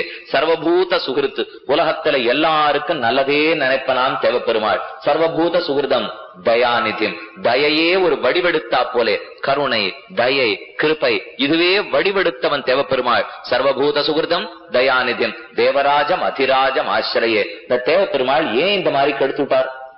என்ன காரணம்னா, இதை விட உயர்ந்தத்தை இவருக்கு நான் அவர் மூலமா கொடுக்கறதா இருக்கேன், என்னத்துக்கு இதை போய் இவர் கேட்டார்? ஓ, இதை விட இன்னும் வசதியா என்ன கொடுத்துட போறாருன்னா, ரொம்ப நாளா மனசுலே நிறைய சந்தேகங்கள் சுவாமி ராமானுஷருக்கு. திருக்கச்சி நம்பிகளை ஆசிரியித்தார், அவரிடத்துல பிரார்த்தித்தான், நீர்தான் தேவப்பெருமாளிடத்தே என் சந்தேகத்தை எல்லாம் நீக்கி கொடுக்க வேணும் பிரார்த்தனை ராமானுஷருக்கு. இப்போ கேட்டுட முடியுமா தேவப்பெருமாளிடத்தே? இப்ப பெருமாளிடத்துல இருக்கோம், நாம போய் நம்ம சந்தேகம் எல்லாம் கேட்கலாம். நமக்கு அப்பப்ப வாழ்க்கையில சந்தேகம் வந்துடும், இப்படி வாழலாமா அப்படி வாழலாமா, இது சரியா அது சரியா, இந்த சண்டை அந்த வம்பு இந்த தும்பு இதெல்லாத்தையும் போய் நின்று கேட்போம். அண்ணா கத்தலாம் கதறலாம், ஒன்னும் தப்பில்லை, எதுக்கும் பதில் வரவே வராது. பெரிய பெருமாள் இன்னைக்கான வாய திறந்து பதில் சொல்லிட போறாரா? அவர் இருக்கிறபடிதான் இருப்பார். அர்ச்சா சமாதி அவர் குலைக்கவே மாட்டார். அர்ச்சாவதாரம் வாய் திறந்து பேசவே பேசாது. அர்ச்சைக்கு எத்தனைதான் எளிமை இருந்தாலும் நாம ஒண்ணு சமர்ப்பித்தோம்னா கையை கொண்டு வாங்கிக்காது. நமக்கு ஆசை இருக்கும், ஒரு வெண்ணெய் எடுத்துன்னு போறோம், இந்த பங்குனி உத்திரத்தன்னைக்கு வெண்ணெய் சக்கரை கல்கண்டு சேர்த்து சமர்ப்பிக்கிறது இந்த ஊர்ல எல்லாரும் வழக்கம் வச்சிருக்காள் இல்லையா, எடுத்துன்னு போவோம். எடுத்துன்னு போனா அர்ச்சக சாமி காட்டுறார், திரும்பி கையில கொடுத்துறா, எடுத்துன்னு வந்துடும். இதே அந்த பெருமாள் கையை நீட்டி அப்படி கொஞ்சம் எடுத்து தன்னுடைய வாயில போண்டாருன்னா எத்தனை வெண்ணையை கொண்டு போய் நாம கொடுப்போம். பண்றதே இல்ல இந்த பெருமாள். இதே கண்ணனா இருந்தா ராமனா இருந்தா வாங்கிக்கும். நம்ம எதை கொடுத்தாலும் கண்ணன் வாங்கிப்போம் இல்லையா, நம்ம பிரார்த்தித்து சமர்ப்பித்தோம்னா ராமன் வாங்கிப்போம் இல்லையா, ஒரு ஒண்ணும் வாங்கிக்க மாட்டார். இது என்னதான் இருந்தாலும் நமக்கு ஒரு குறைதான். அர்ச்சேங்கிறது கை நீட்டி வாங்கிக்காது, வாய திறந்து பேசவே பேசாது. மூணே ஒண்ணு தருணத்தை தவிர நம் 3 சமயத்துல 3 திவ்ய தேச தெம்பெருமான் 3 பேரிடத்துல பேசி இருக்கிறானாம். அதைத்தான் மங்களத்துல இன்னைக்கும் தெரிவிப்பார்கள். ஹஸ்தியத்ரீஷாய மங்களம், ஹஸ்திகிரிநாதனான அத்ரீஷன் அவனுக்கு மங்களம் பண்ணினது என்ன? ஸ்ரீசைல பூர்ண மிஸ்ரேண பிரீத்தியா சர்வாபிபாஷினே. ஸ்ரீசைலேஷ பூர்ணரான திருக்கச்சி நம்பிகளோட பிரீத்தியோட கூட சகலத்தையும் பேசினானாம் தேவப்பெருமாள். எதை குலைத்து? அதீத்திய அர்ச்சா வியவஸ்த, அர்ச்சா வியவஸ்தையை அதீத குலைத்து கொண்டு பெரியவரான திருக்கச்சி நம்பிகளிடத்துல பேசினானே. ஹஸ்தியத்ரீஷாய மங்களம், அந்த ஹஸ்திகிரீஷனுக்கு மங்களம் என்று பெரியோர்கள் தாங்களும் அனுகிரகித்தார்கள். அர்ச்சையன்கிறதையும் மறந்து எம்பெருமான் பேசியிருக்கானாம் இந்த இடத்திலே திருக்கச்சி நம்பிகளிடத்தே. அப்படி என்னதான் பேசிவிட்டா? திருவாலவட்ட கைங்கரியமாய் ராமானுஷருக்கு திருவுள்ளத்துல இன்னென்ன சந்தேகங்கள் இருக்கிறதாம் என்ன தேவப்பெருமானிடத்திலே விண்ணப்பிக்க தெரியுமே. இதை கொடுக்கணுங்கிறதுக்காகத்தான் அதை இல்லேன்னு ஆக்கிவிட்டேன். நிறைய நான் ஒருத்தருக்கே கொடுத்துறது கிடையாது, சிலது சில பேருக்கு தொட்டு தான் கொடுப்பேன். இப்ப நான் அவன் கேட்ட கேள்விக்கெல்லாம் சமாதானம் சொல்றேன். என்ன தேவப்பெருமாள் 6 வார்த்தை, தேவப்பெருமாள் அனுகிரகித்த 6 வார்த்தை, தேவாதிராஜன் அனுகிரகித்த 6 வார்த்தை, பேருளாளன் அனுகிரகித்த 6 வார்த்தை. பிரசித்தம் பிரசித்தம் மகா பிரசித்தம். தேவப்பெருமாளுடைய 6 வார்த்தைங்கிறது யாருக்கு தெரியாது? வரதராஜன் கொடுத்தானாம். அகமேவ பரந்தத்வம் தர்சனம் பேதயேவச்ச உபாயேஷு பிரபத்தி ஸ்யாத் அந்திம ஸ்மிருதி வர்ஜனம் ஷரீராவசானே முக்தி ஸ்யாத் பூர்ணாச்சாரிய சமாஸ்ரய. 6 வார்த்தைகளை தேவப்பெருமாள் கொடுத்தான். இவர் கேட்கவே இல்லை, என்ன சந்தேகம்னே சொல்லல. இன்னும் போய் திருக்கச்சி நம்பிகள் ராமானுஷருக்கு சந்தேகமாம், இளையாழ்வாருக்கு சந்தேகமாம்னார். கிடு கிடு கிடு கிடு பதில் வந்துடுத்து. அர்ச்சா சமாதியை குலைத்து கொண்டு 3 பேரிடத்திலே நாம பாக்குற இந்த 3 பெருமாளும் பேசியிருக்கார். நம்மூர் பெருமாளும் பேசியிருக்கார் புஷ்ப மண்டபத்திலே. பெரிய பெருமாள் பேசினது திருவிளக்கு பிச்சன் அப்படிங்கிற இடத்துல மட்டும். இப்ப நாம பாக்குற 3க்கு இந்த 3க்கு சம்பந்தம் இல்லை. அதே 3 திவ்ய தேசம்ங்கிறதுக்காக இப்ப சொல்ல வரேன். திருவேங்கடத்துல ஒருத்தர் இடத்திலே பெருமாள் பேசியிருக்கார், காஞ்சியில ஒருத்தர் இடத்துல பேசியிருக்கார், ஸ்ரீரங்கத்துல ஒருத்தர் இடத்துல பேசியிருக்கார். திருவேங்கடத்துல தொண்டமான் சக்கரவர்த்தியின் இடத்தே திருமந்திரார்த்தத்தை உபதேசித்திருக்கிறான் திருவேங்கடமுடையான், தான் அர்ச்சைன்னும் பார்க்காமல். அதே போல காஞ்சிபுரத்திலே திருக்கச்சி நம்பிகளிடத்திலே பேசியிருக்கிறான் தேவப்பெருமாள், தான் அர்ச்சைன்னும் பார்க்காமல். பெரிய பெருமாள் சன்னதியிலே திருவிளக்கு பிச்சன் இடத்துல பேசியிருக்கானோ. இப்ப நாம பார்த்துட்டு இருக்கும் ஒரு சூத்திரத்திலே 3 பேர் கைங்கேற்பாள். அந்த 3 பேரோட 2 இப்ப இதுவும் ஒத்து போயிடும். நம்மூர்ல மட்டும்தான் அது ஒத்து போகாது. திருவேங்கடத்திலே தொண்டமான் சக்கரவர்த்தியை பத்தி தான் பேசிட்டு இருக்கோம், அங்கேயும் அவர் பேசினது அவரிடத்துலதான். காஞ்சிபுரத்துல திருக்கச்சி நம்பிகளை பத்தி தான் பேசிட்டு இருக்கோம், அர்ச்சையை குலைத்து கொண்டு பேசினது திருக்கச்சி நம்பிகள் இடத்துலதான். ஆனா ஸ்ரீரங்கத்துல மட்டும் நாம பேசிட்டு இருக்கிறது சூத்திரத்திலே மகாமுனிவர் லோகசாரங்க முனிவரை பத்தி. ஆனா அர்ச்சைய கொலைச்சென்று பேசினது திருவிளக்கு பிச்சனிடத்திலே. இங்க மட்டும்தான் வெவ்வேறு அதிகாரிகள் வருகிறார்கள். திருவிளக்கு பிச்சன்னா நம்பிள்ளை, காலக்ஷேப கோட்டிங்கிறது எல்லாரும் அறிந்தது. நம்பெருமாள் புறப்பாட்டு கோட்டியோ நம்மள காலக்ஷேப கோட்டியோன்னு சொல்லுவார்களாம். அத்தனை கூட்டம் நம்மளுடைய காலக்ஷேபம் முடிஞ்சு வெளியில வந்தா நம்பெருமாள் புறப்பாடு கோட்டி அளவுக்கு நான் வெளியில வருது. இந்த ஊர்ல புறப்பாட்டுக்கு அப்புறம் தான் எதுவுமே. நீங்க என்ன சங்கீத கச்சேரி நடத்துங்கோ, என்ன காலக்ஷேபம் நடத்துங்கோ, என்ன உபன்யாசம் நடத்துங்கோ, அதை பார்த்து வச்சிருந்தா தான் ஒரு 10 பேர் தேரும். அதை பார்க்காம நம்ம பெருமாள் புறப்பாட்டும் போது நாமன்னு வச்சிருந்தோம்னா இவரும் தூணும் தான் உட்காந்துருக்கணும். ஒரு ஆறு இந்த இடத்துல உட்காந்துருக்கவே போறது இல்லை. இங்க உற்சவத்தை பார்த்துதான் எத்தனையும். இது உபன்யாசம் சொல்ல வரல, அவரவர் வீட்டு தளிகையே புறப்பாட்டை பார்த்து தான் நடந்துட்டு இருக்குன்னா இதுக்கு மேல என்ன வயத்துக்கு மீறினா செவி குணவில்லாத போது சிறிது வயிற்றுக்கு மீறப்படும்னா நமக்கு முக்கியம் இப்ப வயத்துக்கு ஈரத்தான். அதையே நம்ம புறப்பாட்டை பார்த்து தான் வச்சுக்கிறோம்னா பூர்வர்களுடைய வியாக்கியானம் ஒரு நாள் 5 நிமிஷம் கழிச்சு புறப்பாட்டுக்கு போயிட்டா தூக்கிலிட்டு கொண்டு முடிவோம்னு இருந்திருக்காளாம் பூர்வாச்சாரியர்கள். 5:30க்கு புறப்பாடுன்னா 5:25க்கு இருந்தா பிரயோஜனம். 5:35க்கு போனா கண்ணாடி கடை தான் சேவிக்கணும். அதுக்கப்புறம் மேலப்படியில நம்மளால பெருமாளை சேவிச்சிட முடியுமா? அத்தனை சீக்கிரமா ஓடுறதுக்கு என்ன காரணம்? புறப்பாட்டை இழந்துட கூடாதுங்கிறது காரணம். அப்படி நம்பெருமாளுடைய உத்தமமான சேவை, அவனுடைய கோட்டிக்கு இருக்கிற கூட்டம் நம்பிள்ளையனுடைய காலக்ஷேப கோட்டியில இருக்குமாம். நம்பூர் வரதாச்சாரிய சுவாமி வீடு 36,000 படி சாதித்த மகாவித்வான். அந்த கோட்டி தன்னை பத்தி தான் திருவாய்மொழி, தன்னை பத்தி தான் வியாக்கியானம். இந்த நம்பிள்ள கோட்டியில எல்லாரும் உட்காந்துருக்காளே, நான் மட்டும் கேட்க முடியாத படுத்துட்டே இருக்கேனே.